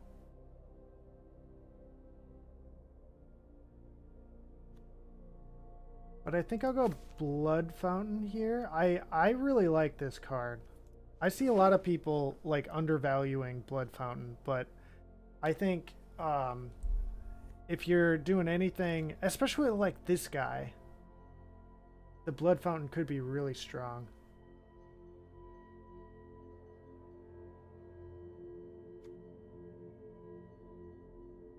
Minache 7/6 for either 5 or 7. Honestly, that doesn't sound half bad. I mean, I kind of want to go with the Rot-Tide Gargantua, but like, this doesn't sound super bad. Yeah, let's just go with the Gargantua here. So we have Evolving Wilds, which is good. Persistent Specimen, which is quite good, especially with the double Gargantuas. Or a Wedding Security. I'm going to go with the Specimen here. It's a good early game drop. It's very good with the Gargantuas. Anything exploity is good with that. It's good with our Lord of the Forsaken. We could try and mill out the opponent. So yeah, I think this was the correct play. Especially, we have a lot of big things already. We have 3 5-drops and a 6-drop. And the other thing we were considering in that pack, I think, was a 5-drop. So it's either a 4 or 5-drop.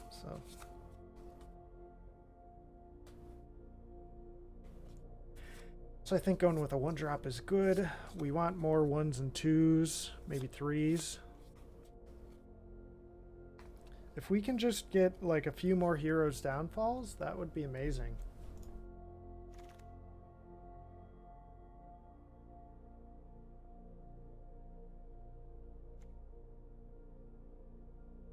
+2/+2 as long as it's a vampire. If it's not a vampire, -2/-2. I mean, that's actually not half bad as far as removal goes. Okay, let's take the farmer here. There's still some decent red in the pack. Ooh, this is an interesting choice. Red appears to be open, but I'm not sure how the opponent to my left feels about red. They might be drafting red, so I don't really want to start trying to pick up a couple of red cards when this guy's passing them to me. I mean, maybe we could like basically splash red for pack 3, but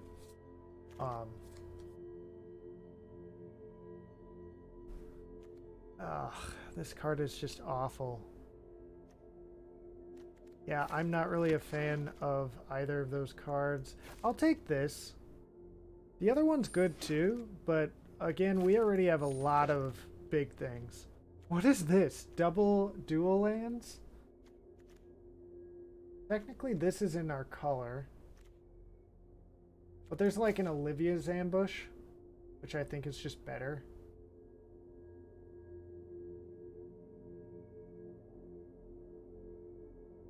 Also like Bloodcrazed Socialite in our colors.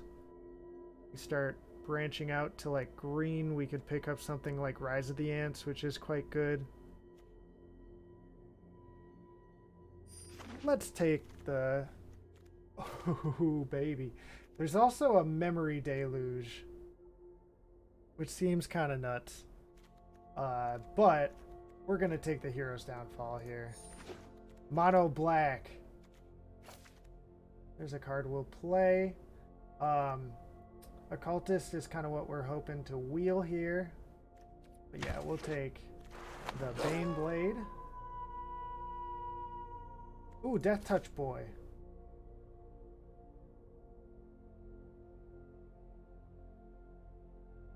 Yeah, there's some decent white in this pack, but I'll take the Death Touch Boy. Okay, this was that card that was in that pack that I wasn't sure if it was a 4 or 5 drop. Enters the battlefield. Okay. This is not a terrible card. There's also this, but again, we have a lot of big things already. There's a Gutter Skulker. We could consider going blue. I mean, that card is quite good. Yeah, I'm going to take this over the other good black cards in the pack.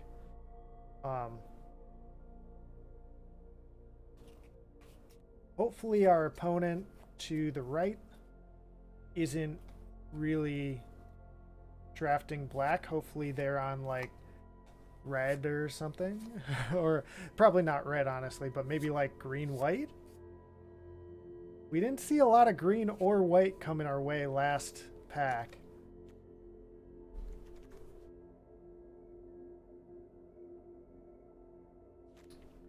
We did take the Gutter Skulker. We might go blue here. There's a lot of red in this pack. I think we'll just take the Entomber here. I think blue is probably the color that's going to pair best with this anyway. Ooh, there's a couple of cards that we want here. Defense is straight.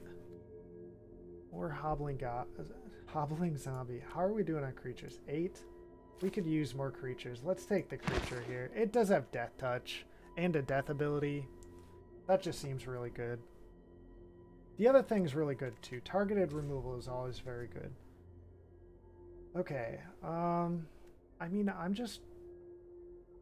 I guess we could cleave this for 3 and then just take their best card out of their hand. Or we could just pick up a creature. I think I'd rather just pick up a creature here. We're kind of short on creatures. Another creature. Socialite, we'll take it.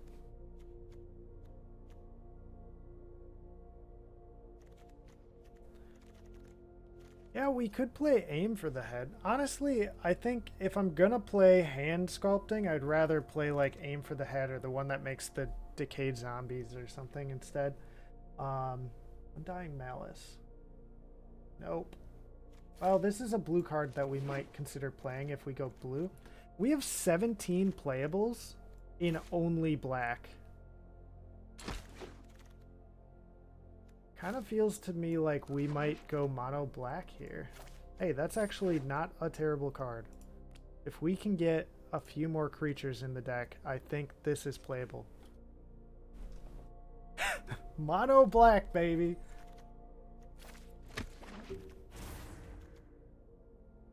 Draw a card for each creature with flying you control. If you don't cleave it, they have to have flying. Okay, well, there's like no black cards in this pack. This card's not terrible. But if we wanted to like actually play it, we don't have a ton of flyers. So we'd probably have to pay the cleave cost. We could just pick up a dual land. Or we could pick up this guy, who's actually pretty good. Yeah, let's pick him up. We're still not really sure what color we're gonna go besides black, if any. But,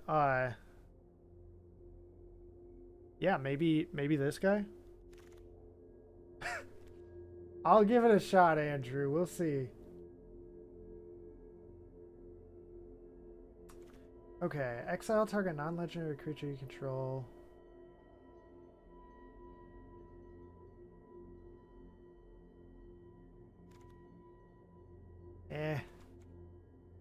I mean, this thing's kind of good.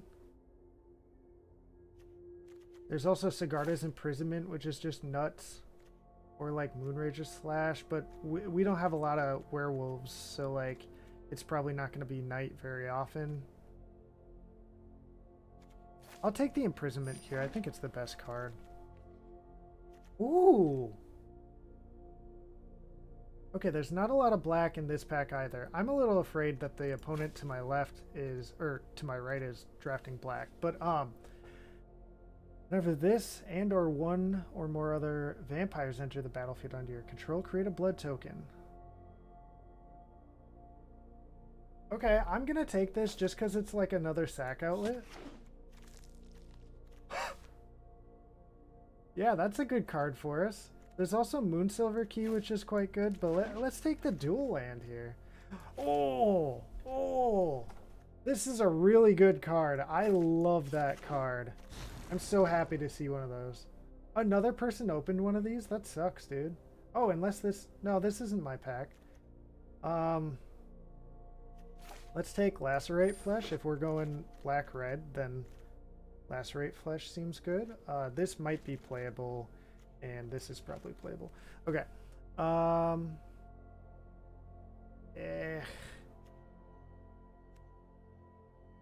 guess, like, these guys aren't terrible.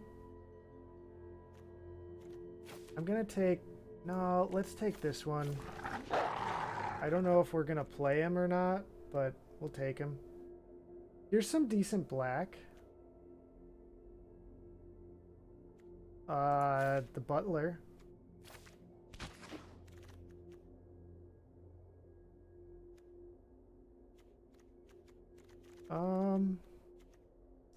You found my second color. Is it red? I don't know. I don't really know what was the best card in that pack. 28 cards with one land. Yeah, we're going to have some stuff to cut. I'll take the uncommon here. Just to help fill out my collection.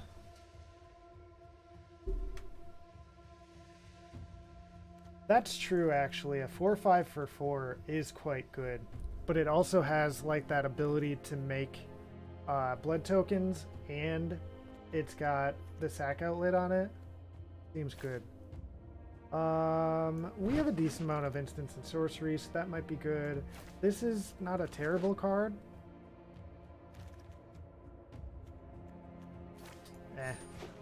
Nothing really good in that pack. And I don't like that card.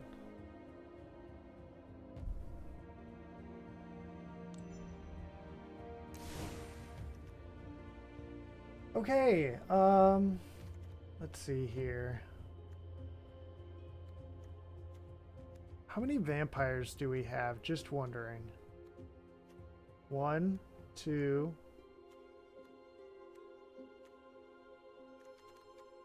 3. Anhe's 4. 4 total. So Markov Retribution. I mean, with 4 vampires, it's gonna be maybe good sometimes. I think I can cut that card. It's removal, but also I just have 2 Heroes Downfalls in the deck. Speaking of that, maybe I can cut the Gift of Fangs. Kind of the same reason, like, it's almost never going to go into one of my creatures to pump it, so it's really 1 mana to give something -2/-2. And so, like, I don't know, I have several Heroes Downfalls. Olivia's Midnight Ambush is fine. I only have like 1 way of activating the day-night cycle though, so maybe the Midnight Ambush is just bad. Lacerate Flesh is good. And we have the 2 Gargantuas. Yeah, so maybe we cut the Midnight Ambush here. Ragged Recluse is not a great creature. What do we have? 19 creatures? Yeah, we can cut the Recluse.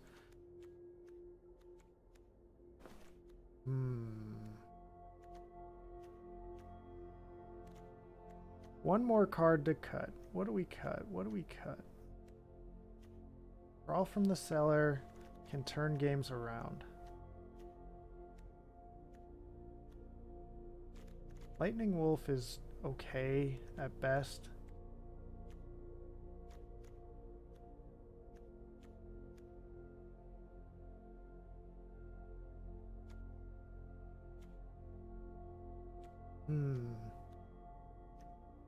I guess a 4 mana 4/3 is not bad.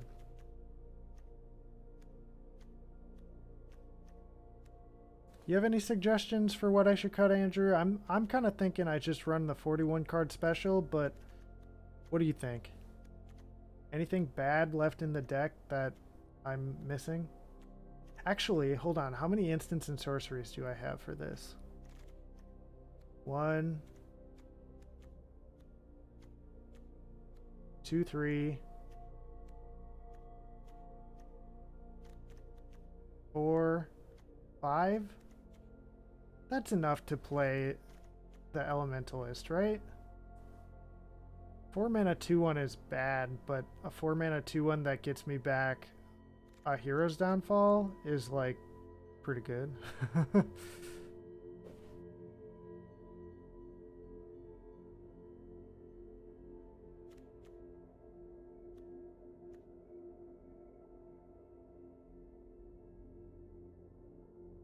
Yeah, maybe I'll cut this. Okay. Oh, Anhe can sack blood tokens too. That's kind of cool. I didn't realize. Anyway, I think we're good with what we have here. Okay. Let's try this out. Black-red. And we finally drafted a mythic. Yeah, I've played against lots of other people that have drafted mythics, and considering there's 2 rares in a pack, like, you're a lot more likely to see a mythic. You're actually twice as likely to see a mythic. Okay. This pack, or this hand looks good. Let's keep it. It's a little slow, honestly, but we are on the play. We're up against someone named Call Me Gorilla. Well, hello, Gorilla. Whoa. What's going on with my chair there? Like right there. Like see-through. That's kind of weird. Oh, it's the light from the sun shining through my curtains. Call Me Gorilla just mulliganed.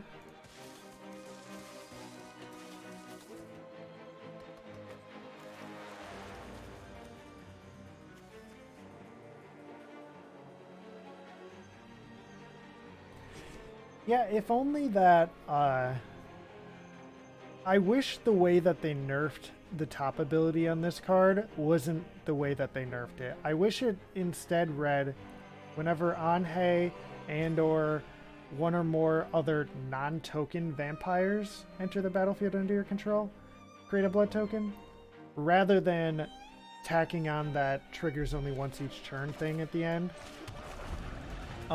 Because with it triggering only once each turn, there's like 0 upside to it. Like, it just makes the ability so much worse.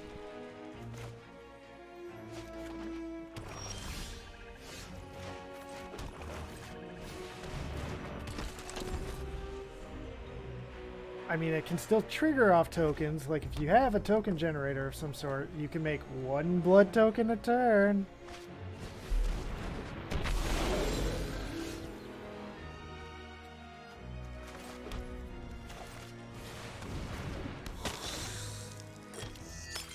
No attacks.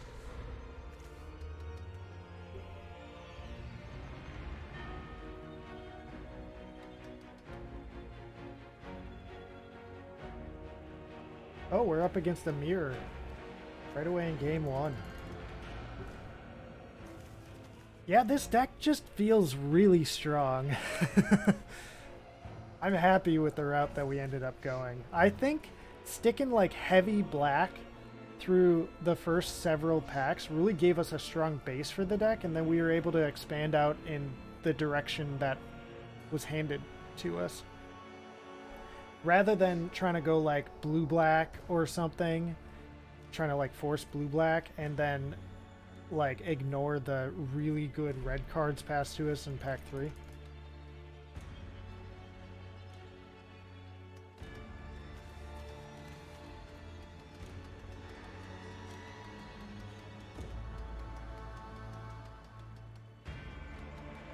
Not sure what our opponent's up to. They're sitting in their second main phase.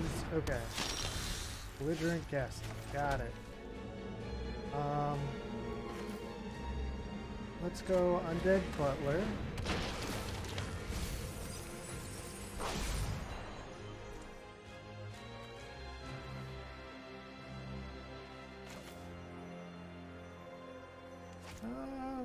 I could Hero's Downfall. Let's do this. Let's attack.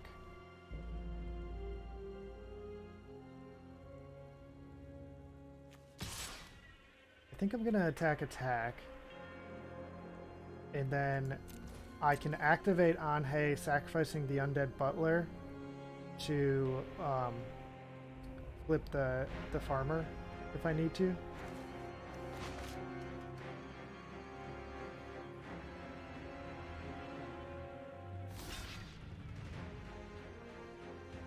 They're reading it. Stop reading. Just block like that.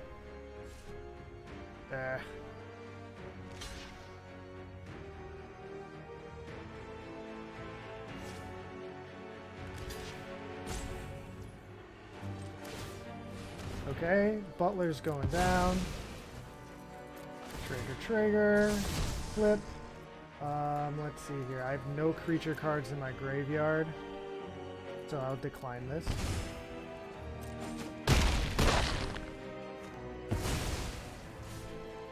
And now it's their turn. I guess I could have, in response, like activated a blood token, discarded a creature, and then used this to get it back, but not a lot of a point to that, I don't think. Our opponent's playing quite slowly.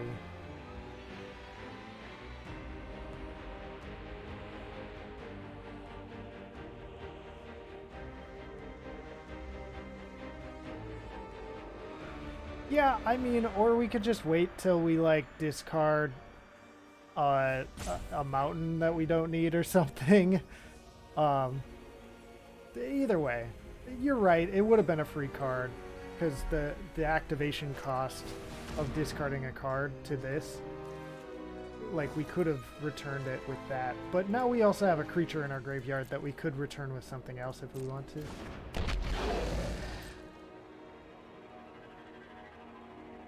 We also still have a blood token that we could sacrifice to Anhei if we wanted to.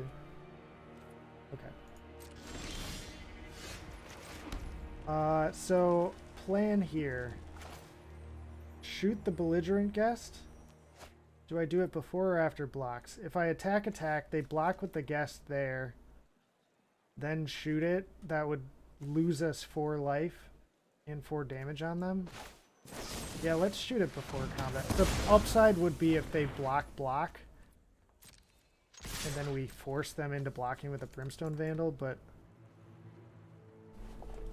I think they might even still block here with the Brimstone. They don't. But that's fine. This game is in the bag, dude. Because we can activate Anhei, sacrifice the blood token,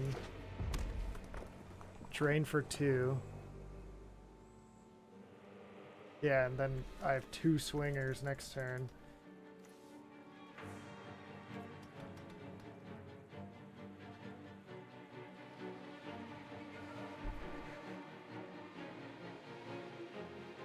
Yeah, this card is nuts, man. In limited. Yep. Yeah, that was the thought, Andrew. Exploit itself to the Rot Tide to get rid of whatever they play to block. Wow, our opponent is really making us wait for it, though. Oh, okay.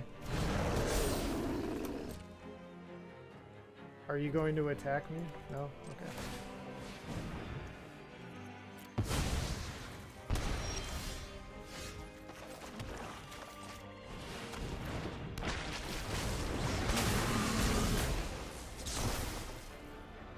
Sacrifice a creature, opponent.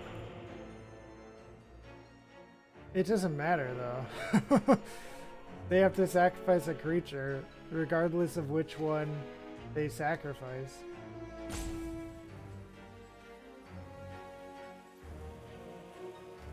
And this only... I see what you're saying. I see what you're saying. But this only has that ability trigger when +1/+1 counters are removed from it. And that wouldn't happen if it just dies, right?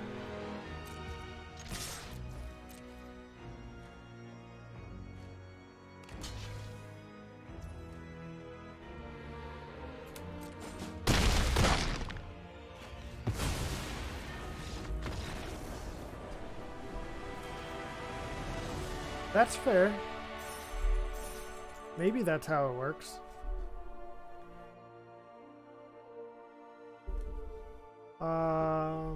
What was that card called? Let's see here. Selection. It's red. It's from, I think, Crimson Vow. Might be Midnight Hunt. An uncommon. Something Pummeler. Here it is. Magma Pummeler. Okay, so I think since the abilities like tag, like there's no new paragraph there where it says don't move cursor. Okay, so it's all in one paragraph, so I think that the +1/+1 counters need to be removed from it from this ability in order for it to deal any damage.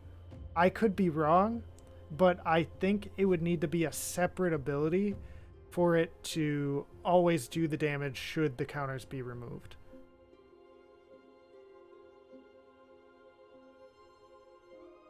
Regardless, that would have only bought them one turn, because then I just sacrifice my farmer in response and to Anhei and drain them for 2, and then attack with Anhei. They'd be forced to block. They'd be at 2, and I'd have a 4/5. So.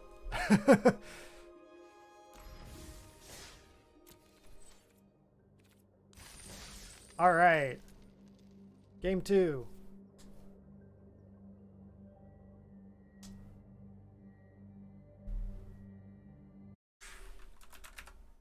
Let's see here. I'm curious about something.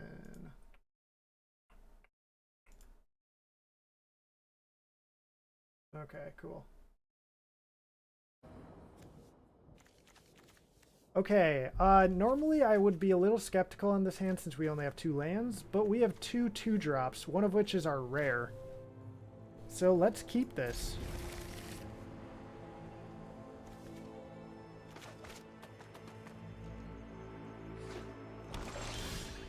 And there's another land, so we're in pretty good shape here.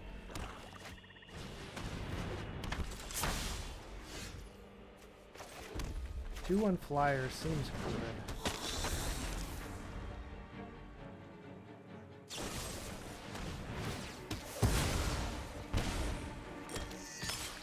Blood token?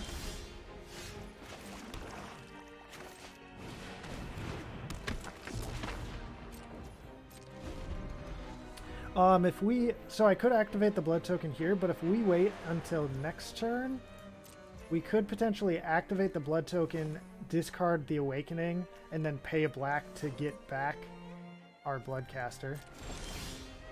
Seems pretty good.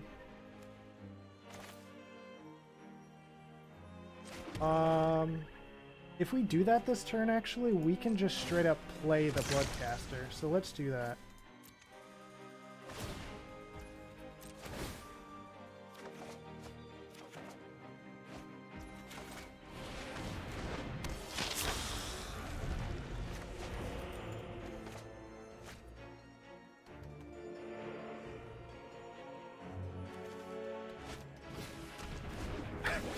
Oh, they want to draw a card, I guess? Oof, they are stuck, dude. They are stuck. Okay, well, Anhe. Go to combat, hit. Pass the turn. Now I have a sack outlet to start getting some bloods with this thing. Let's see, this is for another non-token creature you control. Okay.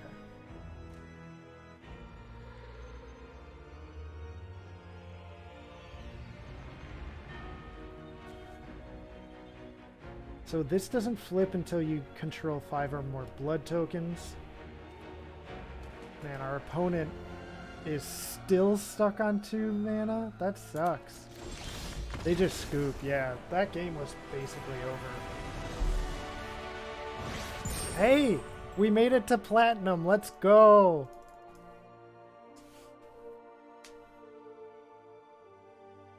I doubt we're gonna make it to diamond this season, but maybe.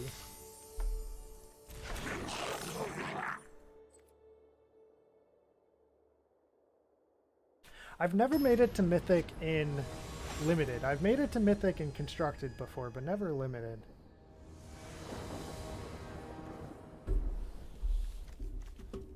I feel like it's less of a grind in Limited because it's basically like you have to learn how to draft and then you have to get a little lucky. Whereas with Constructed, like, sometimes you just straight up lose because, like, your opponent's mono red and they just, like, pummel you before you can do anything.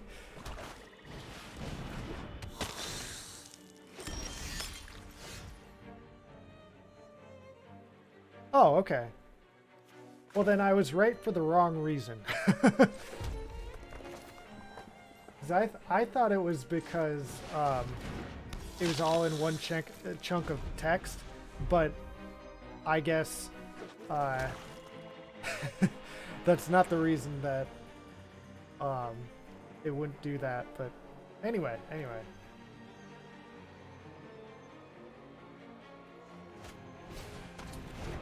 They give their guy +2/+2, and they're swinging. Yep, I'll just take it.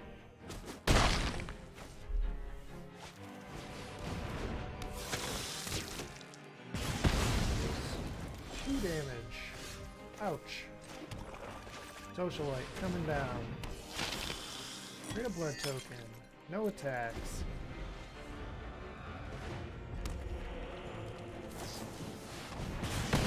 Burn the Accursed. Oof. No block. I'm gonna sack the Doom Dissenter to my Gargantua. Okay, let's go in and attack.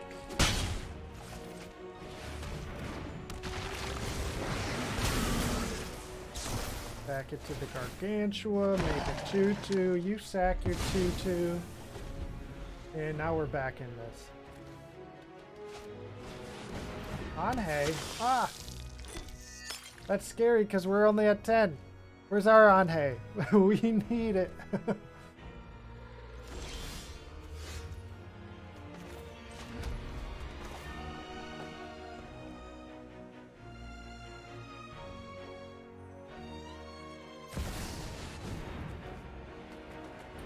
Well, a flying trample 6/6, flample 6/6 is gonna help a little bit here. We'll stick back with our 5/4 as well. No point in attacking into a 3/6. So they could start draining us here with the bloods. This says whenever you sacrifice a blood token, you gain 1 life. So that would... Yeah, Hero's Downfall. Did they have one? I mean, we're sitting with 2 cards in hand as well as them. And both our cards are swamps. Yeah, if I could find one of my 2 Hero's Downfalls in the deck, that would be nice.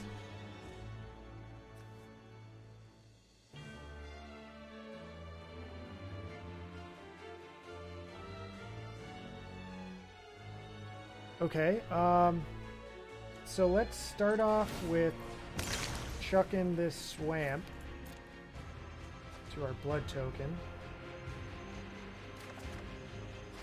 Ooh. Okay. That'll start making us some more blood tokens. And we got ya boy.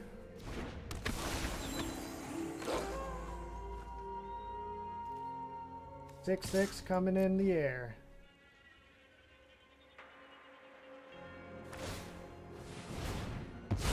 Yep, they drain.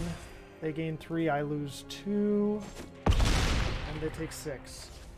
They could do it again.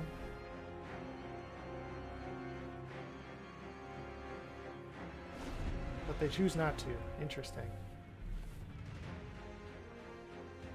I would have thought they would have either sacrificed it to draw a card, or they would have sacrificed it to drain there, but I don't know.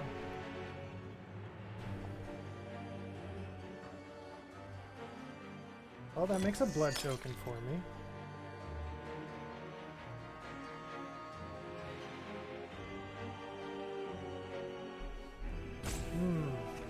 Opponents have 2 cards left in hand. They do have Anhe, which can drain. They are going to drain. They'll go to 19, I go to 5. They could still drain with Anhe by sacrificing the Gluttonous Guest.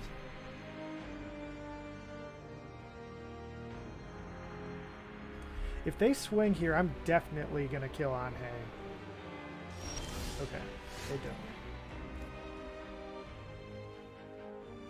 Let's activate our blood token, sacrifice this, draw a card, or discard that rather. Okay, I'll take this. This is actually really good for us in this situation, since it's a Death Toucher.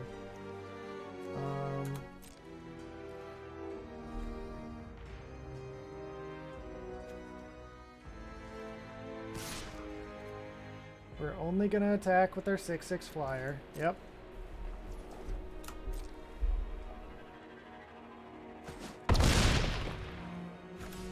I mean, we have them on a bit of a clock, but they also have us on a clock with Anhe, so.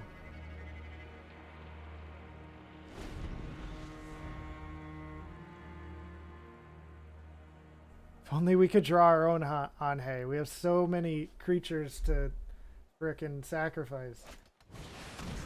Oh no. That'll get back the Burn the Accursed.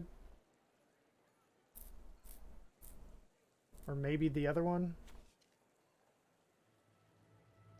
The other one draws them a card. It wouldn't be able to kill anything though. Yeah, they're getting back the Burn the Accursed.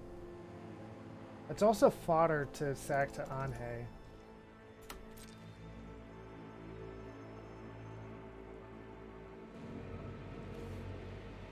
How many cards? There are 24 cards left in deck. Yeah. I don't think that we start milling them. We don't have enough creatures to make that work. Well, actually, we have 2 black mana here. We could mill them for 6. Put them to 18. We would sack this and that. That would leave us with 1, 2, 3 creatures that we could sack, which would be 9 more. Putting them to 9. Yeah, that's not enough. I think we just pass here. That's a good one to draw. I'm gonna do it now so as to not allow them to untap and have more mana.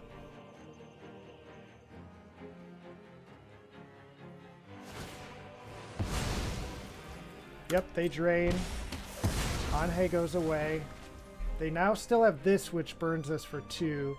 But if we sacrifice the creature in response, it won't burn us for 2.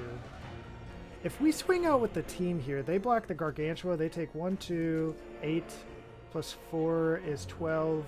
Oh, they go to 1 if we swing out with the team here. Okay, then yeah, we just attack with this.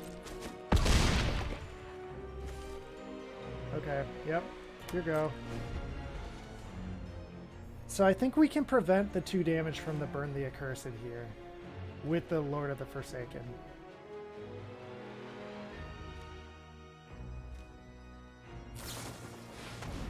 Okay, so in response, activate this, target player, sacrifice the creature they targeted. Let's go. Okay.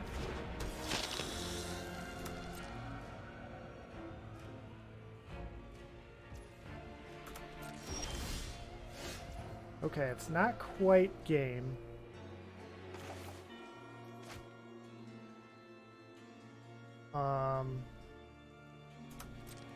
Since that's the case, I think I'm just gonna go in with this. Because if I would have swung out with the team, they could have blocked that there, and take 2 additional, putting them to 1. It's true. Cute vampy waifu is on the field. They scoop! Yeah! Yeah! Yeah! Well, we drew our hero's downfall when we needed it. We have 2 of them in the frickin' deck, so we better draw at least 1. Alright, 3 wins. 2 more wins and we'll have paid for the draft. And honestly, that's all I care about. If we get like more wins than that, then any extra is just gravy. They have the Jace the Mind Sculptor thing. Okay, I can keep this. But that means that they won the decathlon thing.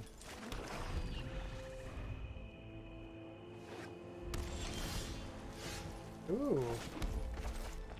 Oh, I should have played the Bloodcaster there. Actually, maybe it's better to play the Occultist. Make them waste their removal if they haven't. Probably should have played the Bloodcaster though.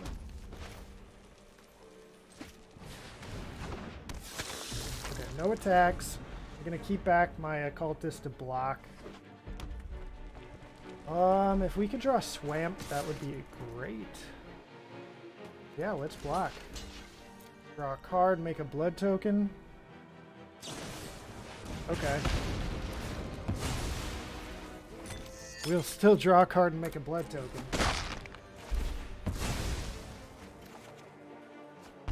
Persistent Specimen's not bad.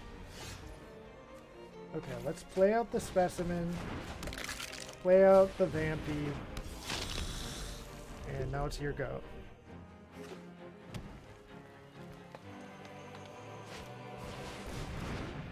That would be something nice to shoot if we had the mana to. Okay. What are we gonna discard? I think we discard the Lightning Wolf here. Hey, let's go.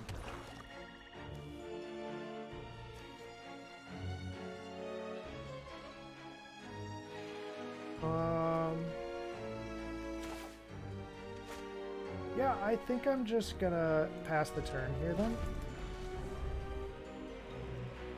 Before they actually declare blockers with the Hiveheart Shaman, I'm gonna shoot it. Or declare attackers, rather. It seems like they're a red-green deck, but maybe they're splashing another color. Ooh, that's why we didn't shoot it. That right there is why we didn't shoot it. Because that's a much better target.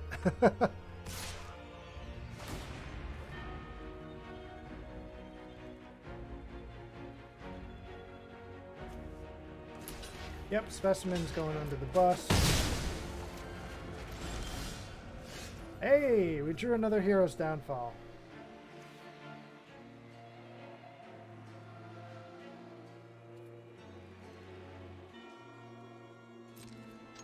Alright, we'll attack here. If they block, then we're trading creatures. If they don't block, we'll do 3 damage to their 2 with the Hungry Ridgewolf, so...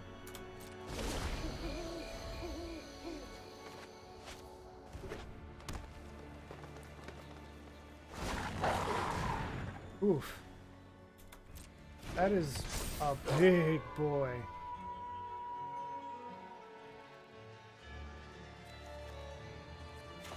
I still think I'm gonna shoot this though. before they attack. Keep a bit of damage off me, and we'll be able to... This guy doesn't have trample or anything, so we'll be able to just sit back and block him with all our stuff. Doom Dissenter coming down. Not attacking here. We're just going to activate the Persistent Specimen this turn. We'll be blocking the 8/7 with our Doom Dissenter. Next turn, we'll Rot Tide. Make them sack a creature. Sure.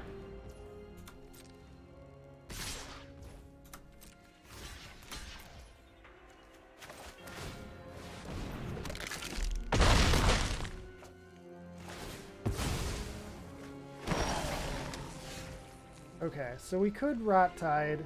They'd probably sack off the Hungry Ridge Wolf. Or we could Lacerate Flesh on the Lambhole Harrier. I think I like doing this. It's gonna make us 2 blood tokens. Actually, we'll go in with this one. Do 3 damage to him.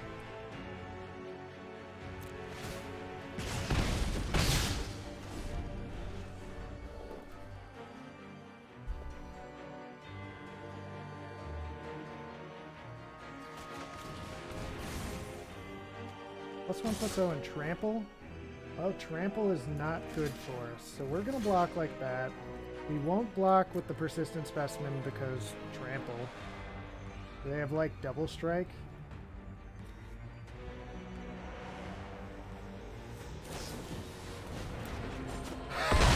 He put us to 1?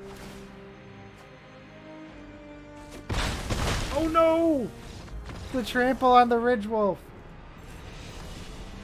Oh no.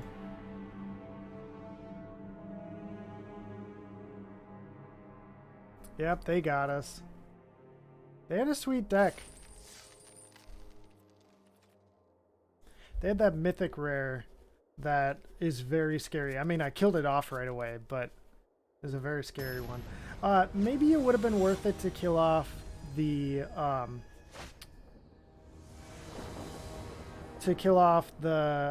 big boy rather than the 3/5 hive boy that game. I had the capability to, but yeah, maybe it would have been worth it to do that. This hand is kind of weird. If we draw any land, we can play that. 2 lands for that, 3 lands for that, 4 lands for that. Yeah. I mean, we will have the extra card draw here, potentially. Yeah, we'll keep it. Feeling a little risky today. Okay, so that's another thing we can play if we draw 1 more land. Deck. All you need to do. Draw 1 more land, then you're good to go. Then draw whatever.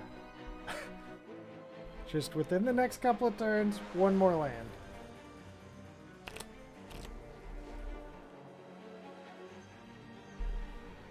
One more land, please.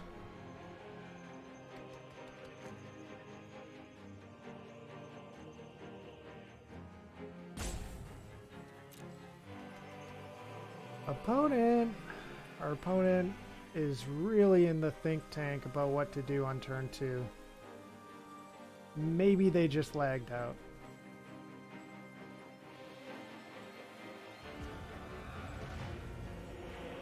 They're about to lose their turn 2 though, dude.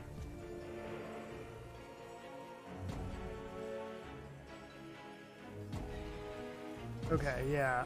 I'm guessing they lagged out. Well, we didn't draw a land. So, we're in a little bit of trouble here. We have our Novice Occultist. Our opponent's here. They're looking at our card that we're playing.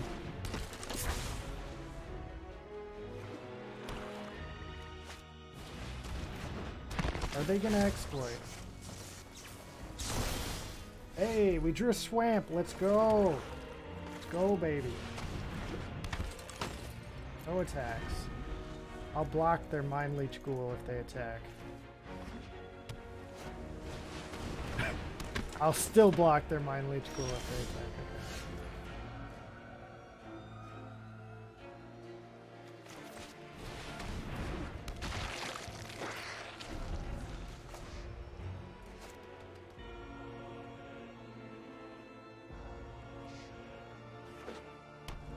So the opponent technically went first, so I feel like even though I missed a land drop that turn, I feel like I'm still kind of where I should be. Oh, if I can draw a red, that's going to be awesome. Okay. Yeah, let's pass the turn. I guess we could have attacked with a hobbling zombie there, but let's just keep things back. Tap 3 untapped creatures you control, tap target creature. Okay.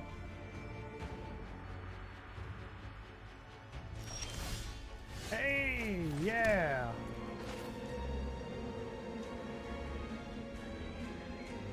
I'm a little worried about a counterspell here. So let's just play out our socialite and see what they do.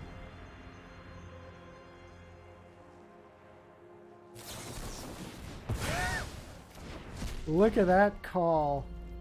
Okay, no attacks. They're obviously going to tap down a creature here. Maybe the hobbling zombie. Novice occultist? Yep.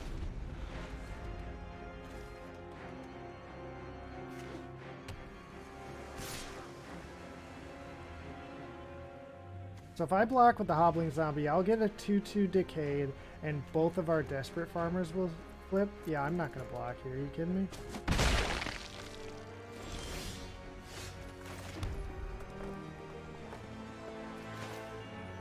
Okay, let's Gargantua.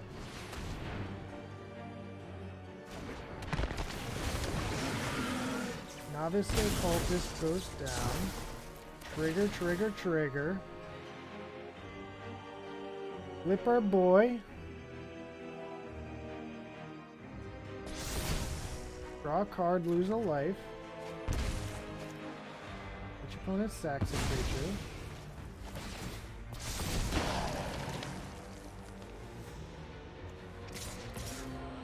Swing, swing, nah. Yeah, I'll just swing with the lifelinker here, I think.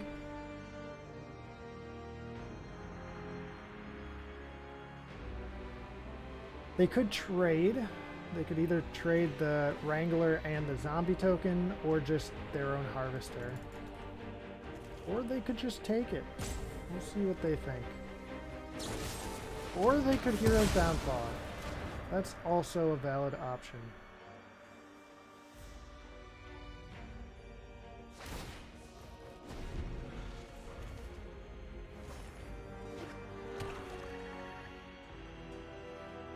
They're down to 1 card left in hand. To my 5. They're gonna tap my guy down and then swing in for 4. Yep. Then they play a repository scab. Get back the Hero's Downfall. Yep, that is a little poopy. They can cast it right away too if they want. They correctly wait till our turn.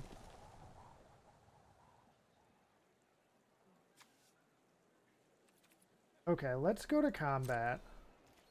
Attack with the Rot-Tide Gargantua.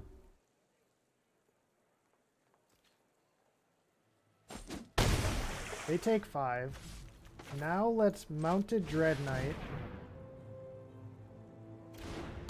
and Persistent Specimen. They kill off our Dread Knight, okay. I was kind of anticipating that. Now I'm guessing they're going to tap down our Hobbling Zombie. Oh, they just pass. Okay. Anhe? Get the Persistent Specimen Anhe loop going. Otherwise, we could play the Lord of the Forsaken, but then, like, they're just going to tap it down every turn. I guess that's not bad. They just tap it down every turn, but...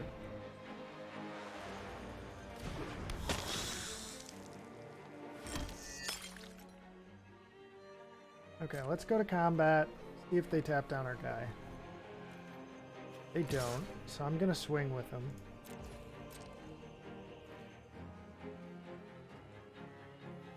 They're trading. Okay.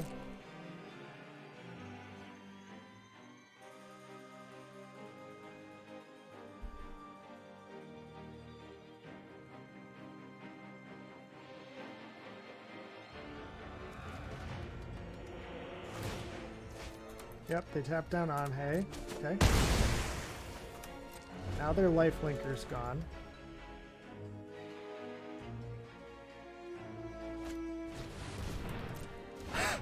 Again?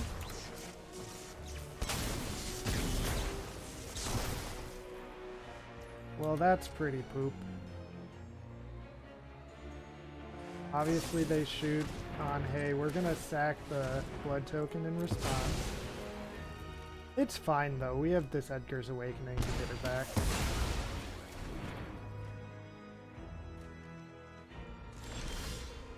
Oh, or Blood Fountain. Could get back several things. See, that's what I'm talking about with Blood Fountain. That card's good. Yeah, actually, let's just do this. Targeting Anhe. Want her back.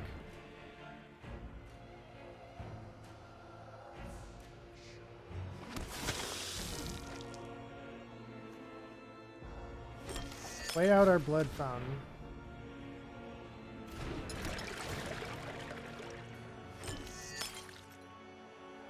They're gonna tap down... Oh, no, they don't. Well, we could attack here. No attacks. If we attack there, they tap down Anhe and don't block, and then on my turn, they could swing in, and I'd only have the Persistent Specimen as a blocker. Catapult fodder.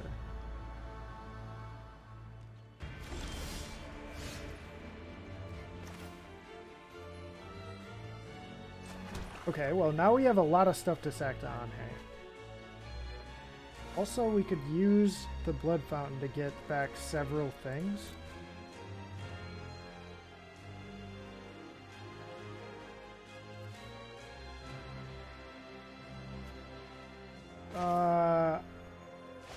I think I like... Does that doesn't have to be activated as a sorcery. Okay, I think I like just not doing anything here. Just holding back. They're obviously going to tap something down. Yep. I wish we could draw some of our removal. We have a lot of removal in the deck. Okay, they go to combat. My turn. Yep, so Anhe, sacrifice a blood token.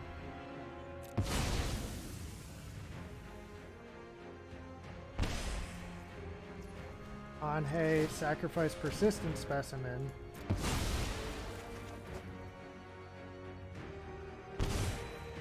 Persistent Specimen coming back. Okay. Meow. So now if I play this, I can still activate Anhe once. So let's go to combat, see if they tap our stuff down. They don't. So let's play this. Obviously, they're going to tap it.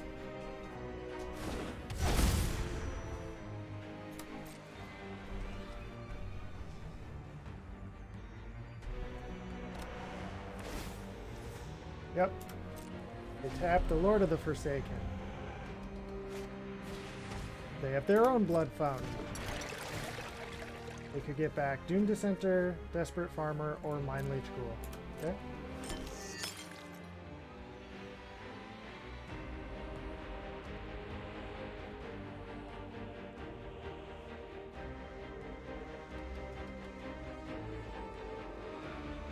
We actually do have the Lord of the Forsaken plus Persistent Specimen combo, which basically every 4 mana we have, we can mill them for 3 cards.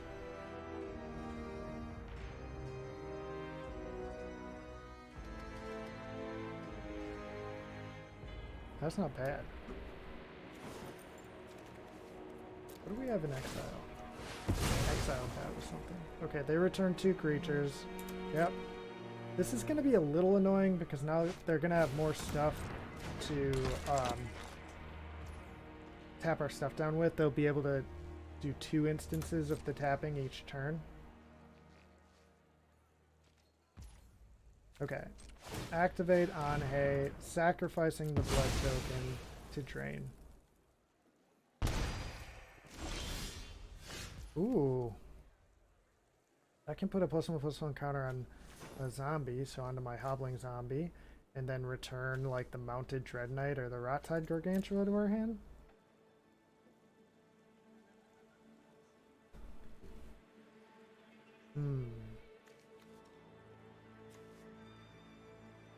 I think I'll go to combat, see if they tap down my guy, which they should.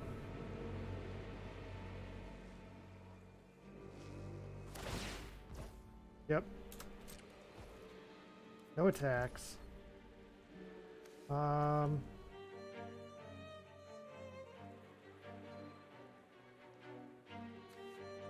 Basically, with the Anhe Persistent Specimen combo, every 5 mana I have, I can drain them for 2. So I can mill them for 3 for every 4, or drain them for 2 for every 5. They're at 15 life, but they're only at 20 cards. I have enough to mill them twice here. Yeah, let's go the mill plan. That would put them down to 13.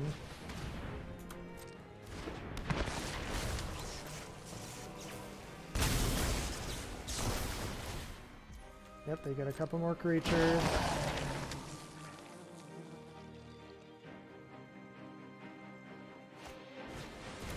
Yep, Zomboy.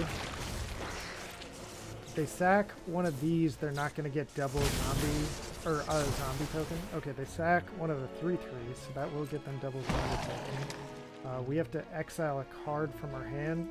Bye-bye Lightning Bolt.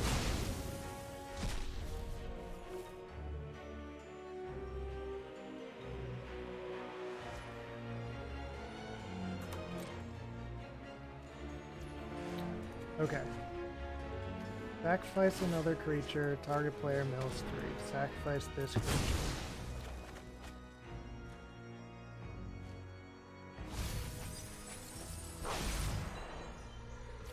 Return this creature. Why would you tap like that? I need black. All my activated abilities cost colorless or black. So tap all my black sources, right? Okay. Sacrifice another creature. Target player mills 3 cards.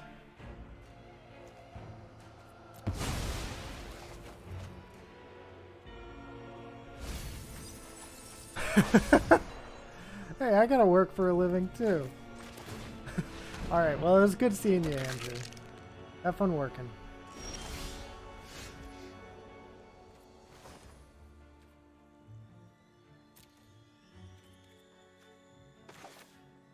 So, let's see here. They're at 13 cards. We can mill them at this point for 9 this turn. Well, actually, it'd be 1, 2, 3, 4, 5, 6, 7. So we could do it for 12 this turn. Man, if we could mill them for 1 more... Oh, we can! Okay, I think we just have them. Mill you. Sacrifice the Persistent Specimen.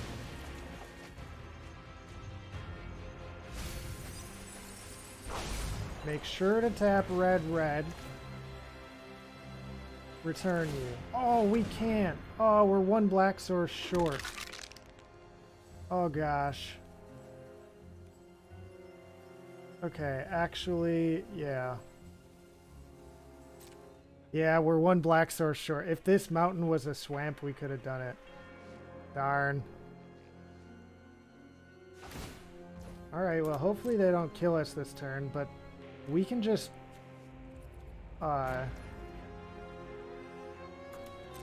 like activate Anhe a couple times to survive if we need to.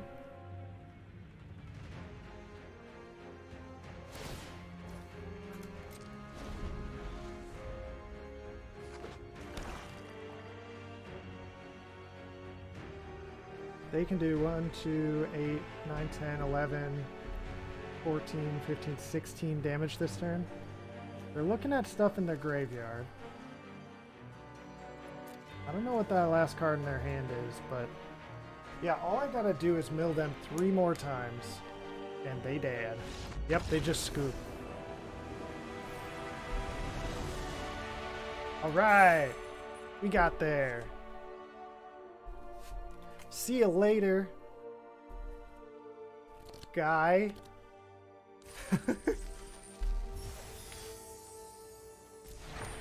Okay, Fracture, that's a sweet card. 4 wins, let's go. 1 more win, and we paid for the draft.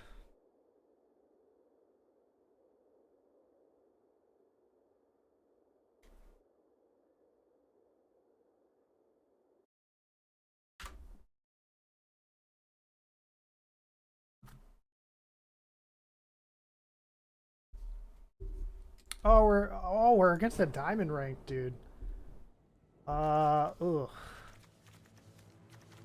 I mean, if we can draw a black source, this hand isn't the worst thing in the world, but if we can't draw a black source, this hand is the worst thing in the world. So since our opponent's mulliganing, I think we mulligan as well. This will be fine. We tuck a mountain and then we're good. Yep. Tuck a mountain. Our opponent's on the play, and they also went down to 6.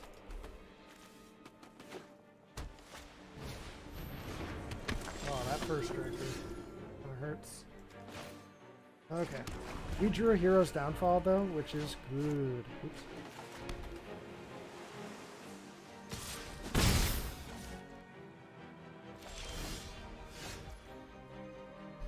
Okay. Drew Mountain. Let's go with the Bloodcaster.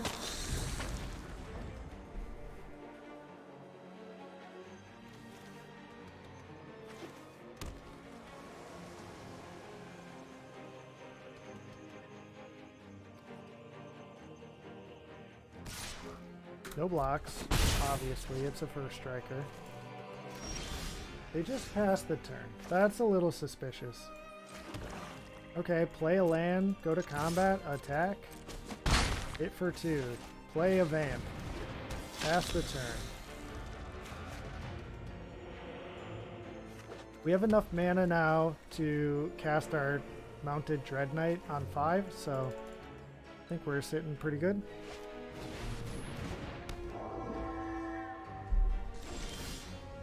Ooh, they have an unblockable thing. Well, we have removal for it.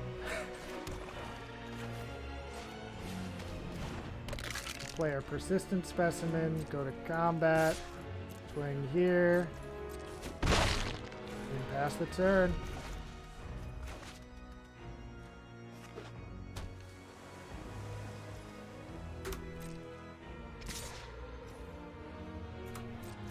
I think I'm gonna wait till the end of the turn.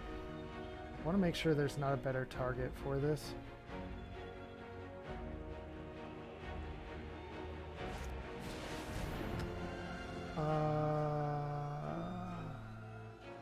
Doesn't untap. Okay. That's fine. They play a Catgeist. I'm gonna shoot their Gutter Skulker. That does mean they're going to be able to throw that on the Catgeist if they want to. Oh, but we drew a removal, so we're good. Yep, let's just pass the turn. Wait for them to throw their Gutter Skulker on their Catgeist. In response, we'll kill it.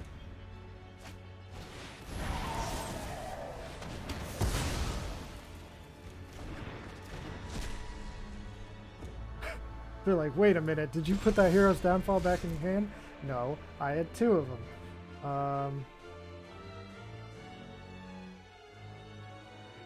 So if I attack with this dude this turn, I could then play this as a little bit bigger. I'll just play it as a 5/4. It doesn't need to be a 6/5. No attacks.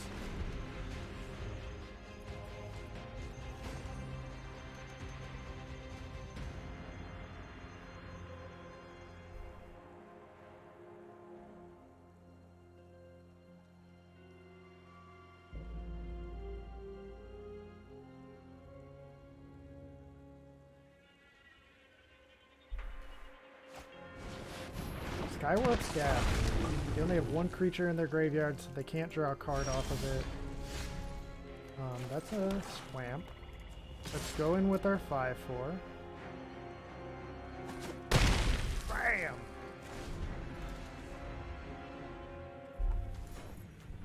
Yeah, we have no creatures in our graveyard right now, so this Edgar's Awakening is a dead card until something we control dies.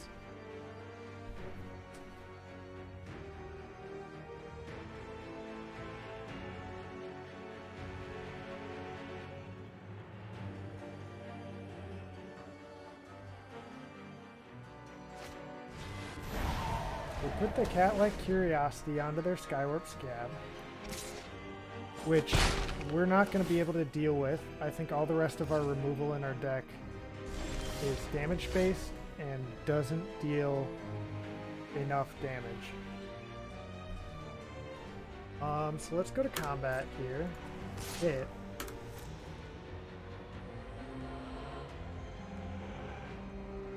They have some kind of a response.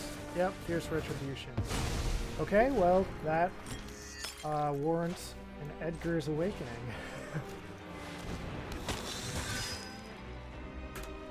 Okay, now, oops, we could activate our blood token if we wanted to.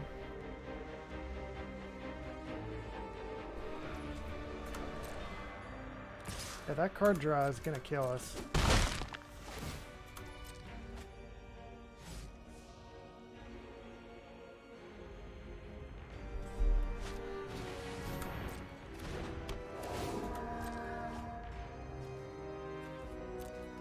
Unless we find our demon, which lets us mill them, then maybe the card draw is going to kill them.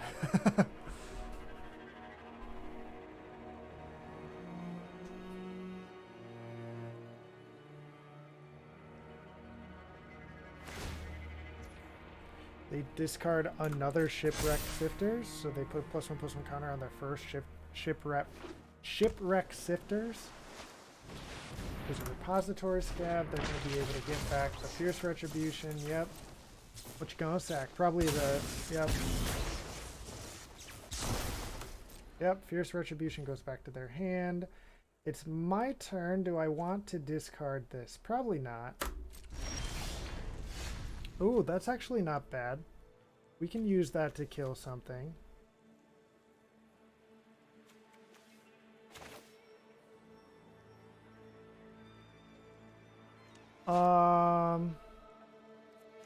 Hear me out here. If we use it to kill our Persistent Specimen, this will flip. And we can start making 2/2 flying bats.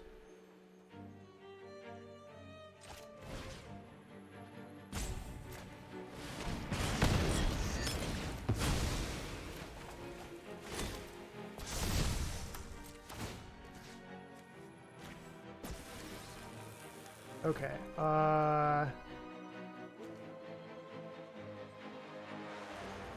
I don't think we're gonna attack here. No attacks.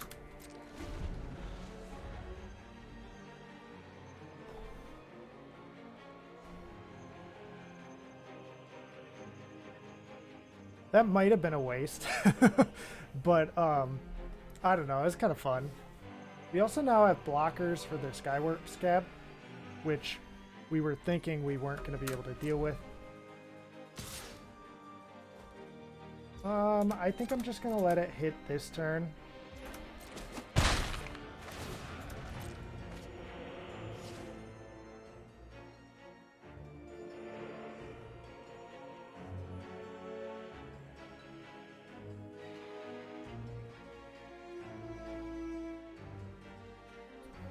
So we know about the Fierce Retribution. We have 4 other cards in hand. Yeah, they Fierce Retribution our Blood Bat Summoner, which actually, that's kind of good value because it couldn't attack or block already. So they basically used up 2 separate removal spells on the one thing. Yeah, we'll discard that to draw a card. Doom Dissenter. Okay. Let's activate this. Discard this to draw. See what we get. Lightning Wolf. Okay. Yeah, let's Lightning Wolf.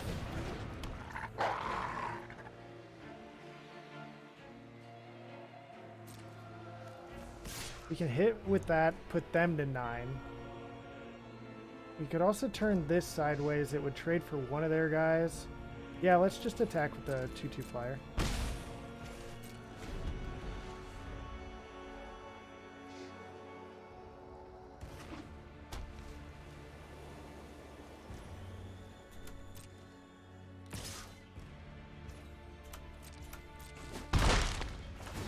The Lightning Wolf's gonna be nice with that first strike.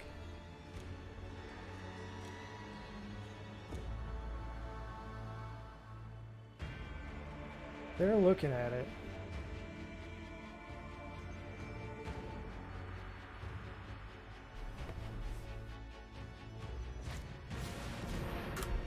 Enters the battlefield, they draw a card, then discard a card.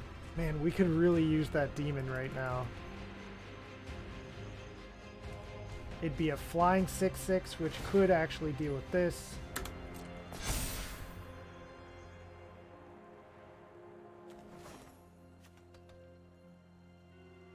Man.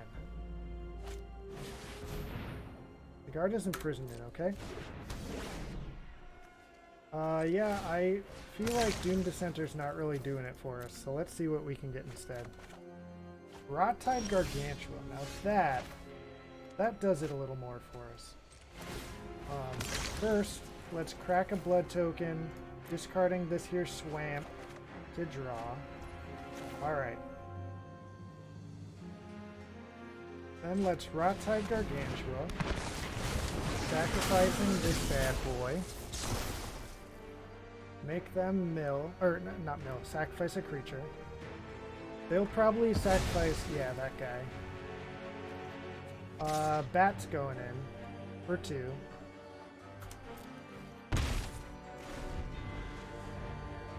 And we have enough creatures here that they're probably not going to be able to kill us this turn. They have a lot of disturbed stuff. Okay, they can exile Persistent Specimen. That kind of sucks, but whatever. You never know. Maybe they'll exile the Dread Knight instead. No. It's fine. We do have the Blood Fountain, so... I mean, Persistent Specimen probably was the correct choice for them, but since they didn't sacrifice that, we still have the option to potentially get our creatures back.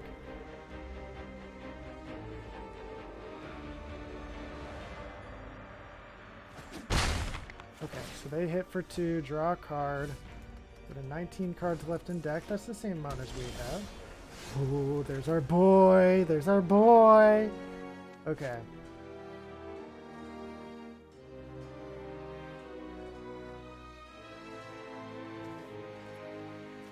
Yeah, just throw down the boy and no attacks. Pass the turn. Hopefully no more removal on their end. They've had, I think, a decent amount of removal. They've played this twice and this once. Oh, and this. That's basically, depending on how you think of it, 3 or 4 pieces of removal.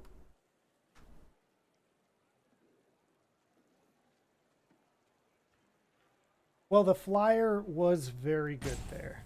That's kind of what we needed. Also, the mill plan is now online.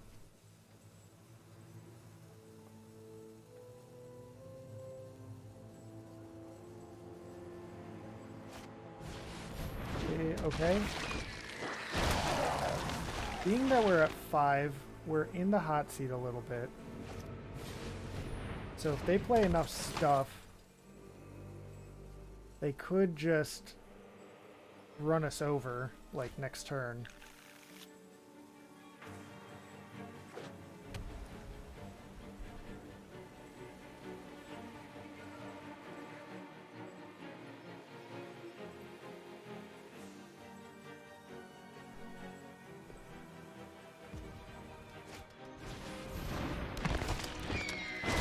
gosh. Yeah, they are really planning to run us over this turn. Alright.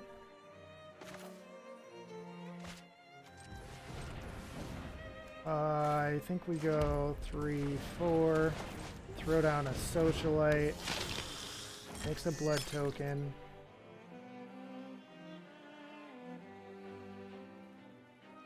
Now we just pass the turn. They have 4 damage in the air just with their flyers. Hold on. We can... Oh, if only I hadn't thrown that down. Well, it only would have been 1 more mill. Yeah, we're not going to be able to mill them out. Let's see what happens.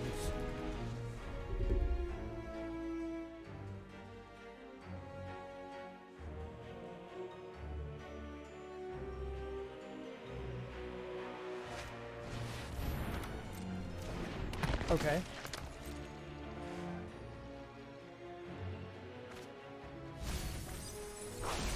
They milled 2 lands. That actually, if they can't kill us this turn, which I'm pretty sure they can, but if they can't kill us this turn, that ensures they're going to be able to kill us.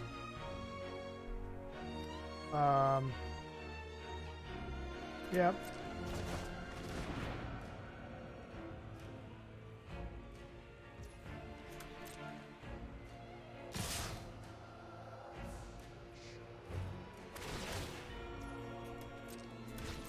Decayed. We go block like that, block like that, block like, well, actually block like that, block like that, block like that. Take 1, 2, 3, 4, 5, 6, 7, 8. Yep. We're real dead. And yeah, doing the math now, even if they wouldn't have bounced our guy, we could have blocked 2 to 3 additional damage, so we still would have been dead.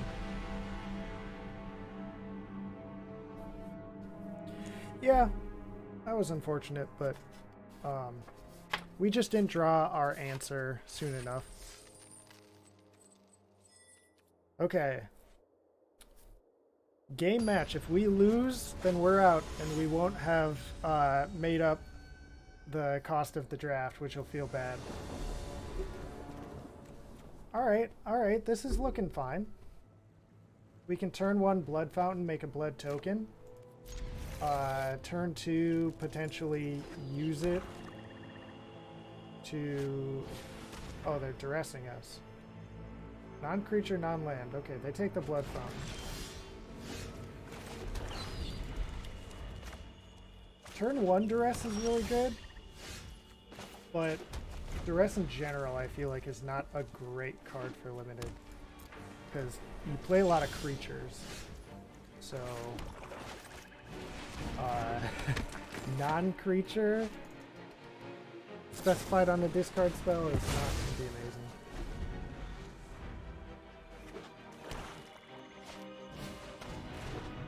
Persistent Specimen, yep.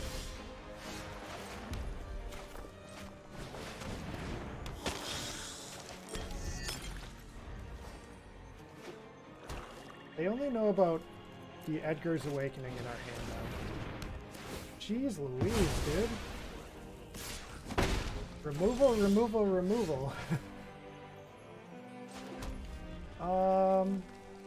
Let's play down the Occultist. Oh, I wanted to hold up the Hero's Downfall, but I didn't realize I only had 2 black sources. This is fine still, but probably would have rather have played down the Lightning Wolf though.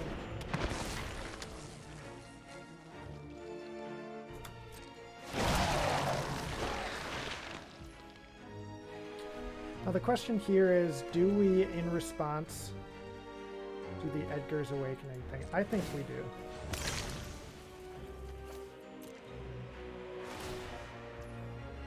Auto pay. There we go.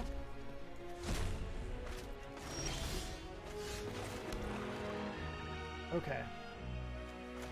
Now we can play this and still hold up our hero's downfall.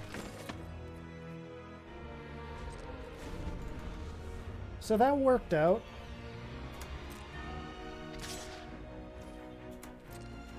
Block with the occultist. Trigger, trigger.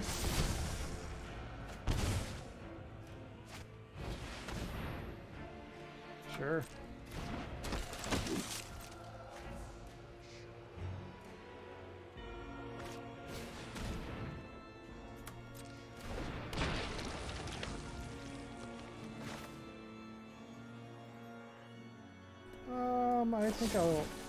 I think I'll kill that. That seems more valuable to him than just a 3/4.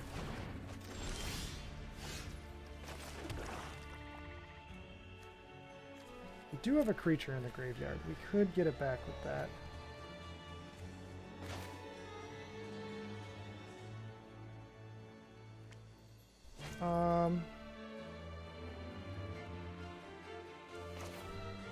Let's play our Lightning Wolf here.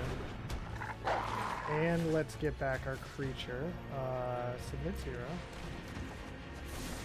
And play our creature. No attacks.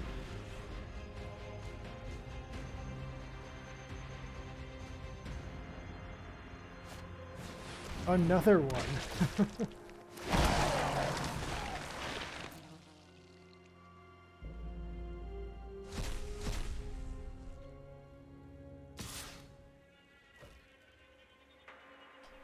I'll say no blocks here. Ooh, lacerate flesh. Well, that'll kill off one of his big boys.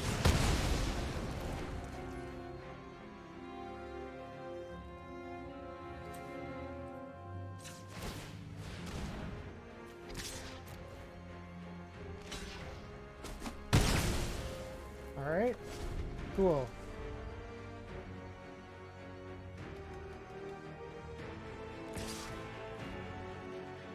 You know what? Sure, let's block.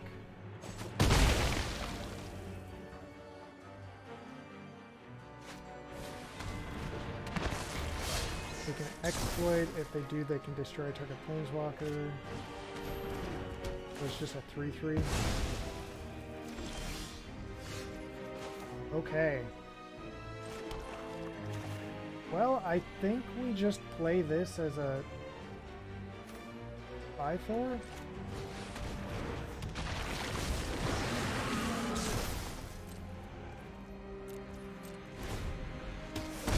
And they'll slowly die from their own Graph Reaver.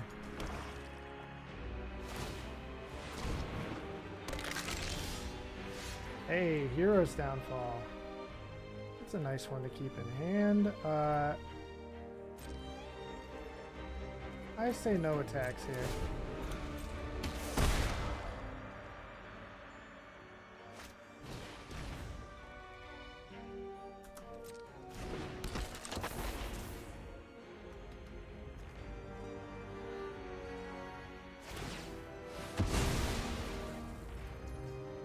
Yep. That's good for them.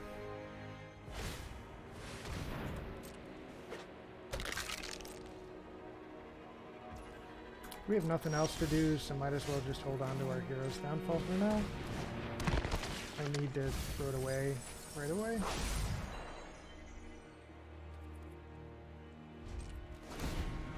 Okay, pass the turn.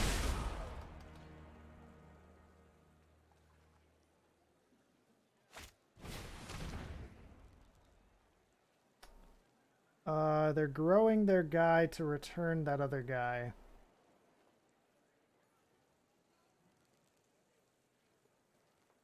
So it would still have a target if I were to kill the creature that it's putting a +1/+1 counter on, so it wouldn't make the spell fizzle. They're gonna exile 2 creatures from our graveyard. Yep, that is a-okay.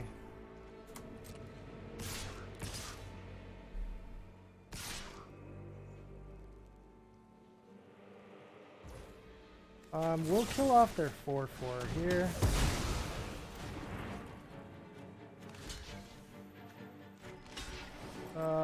We don't actually have any creatures. What if we block, like... Oh.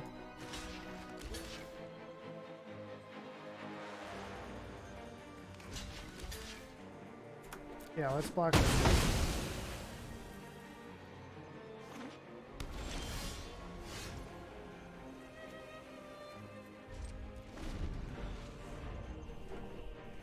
They have so much stuff going on over there.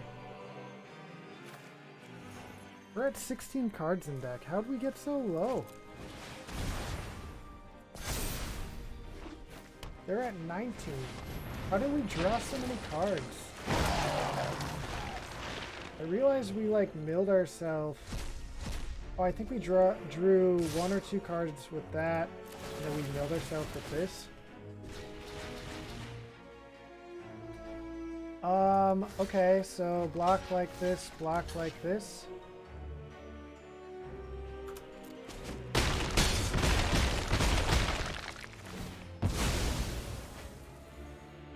Take action.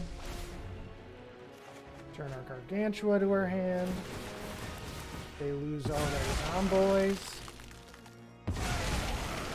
Oh my gosh. Frickin' Decayed. Just resolve all the dang triggers, dude. Don't play all the animation.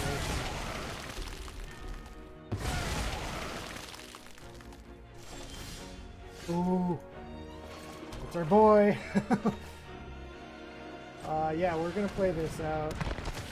Choose not to exploit. They have removal here, they can kill us. They have a swamp. So they can put us to 1 here. They choose not to. Okay.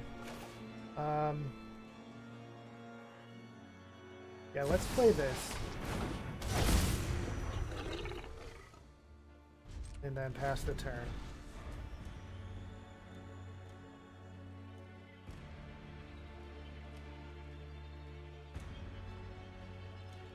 Again, if they have removal, they can kill us. That's not removal, but that's kind of scary. Okay, so how many cards? They have 17 left. That's not enough. Rot-Tide Gargantua.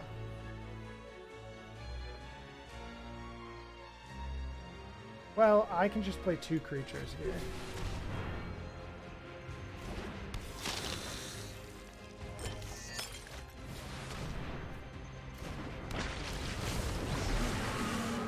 Choose not to exploit.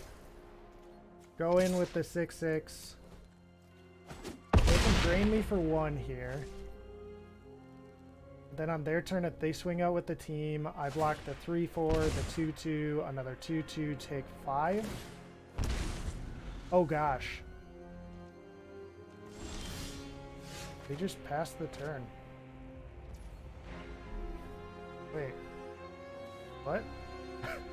Why did they just pass the turn?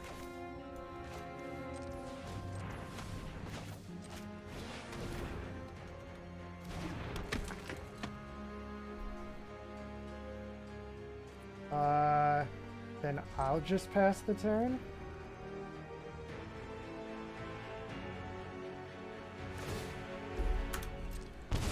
Drain.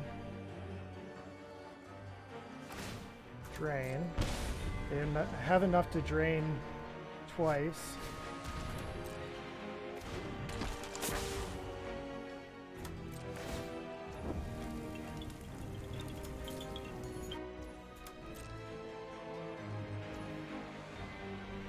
Okay, so sacrifice another creature. So I think I just have him now? Because I can do this 5 times? Oh no! They can drain me before my draw step, or so they can drain me on the end of their turn and then on their draw step. I need to find removal for this. So let's do this now, considering our removal might cost mana.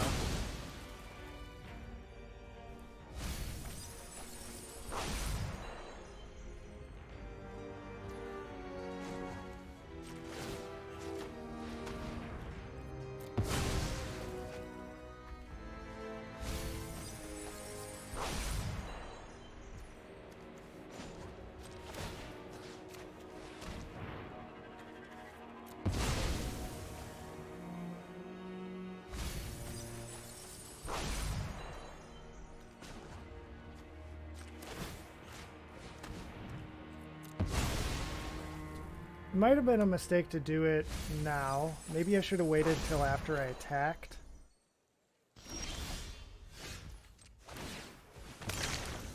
Because that would have forced them to block at least with something, and then they wouldn't have had a chance to kill us. Yeah, we attack here. I mean, we're just dead, but maybe they'll forget to put a stop on their upkeep. Nope, they did it. Hold up, hold up, hold up. In response.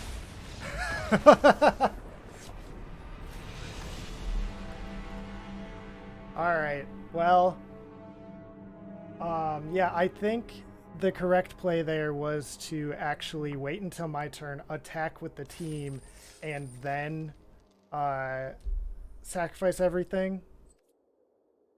So I definitely made a play error there, but that's okay. Okay. Very cool. So that is everything then. Thanks for watching today, everybody. If anybody's still watching right now, if you want to toss me a follow, I will open random set booster on stream for you to watch. But anyway, thank you for watching. Everybody, please have a great rest of your day, and I'll talk to you guys later. Oh, and if you follow while I'm not on stream, I'll open this the next time I'm on stream. So don't worry, you're not going to be forgotten. But anyway, yeah, thanks for watching, everybody.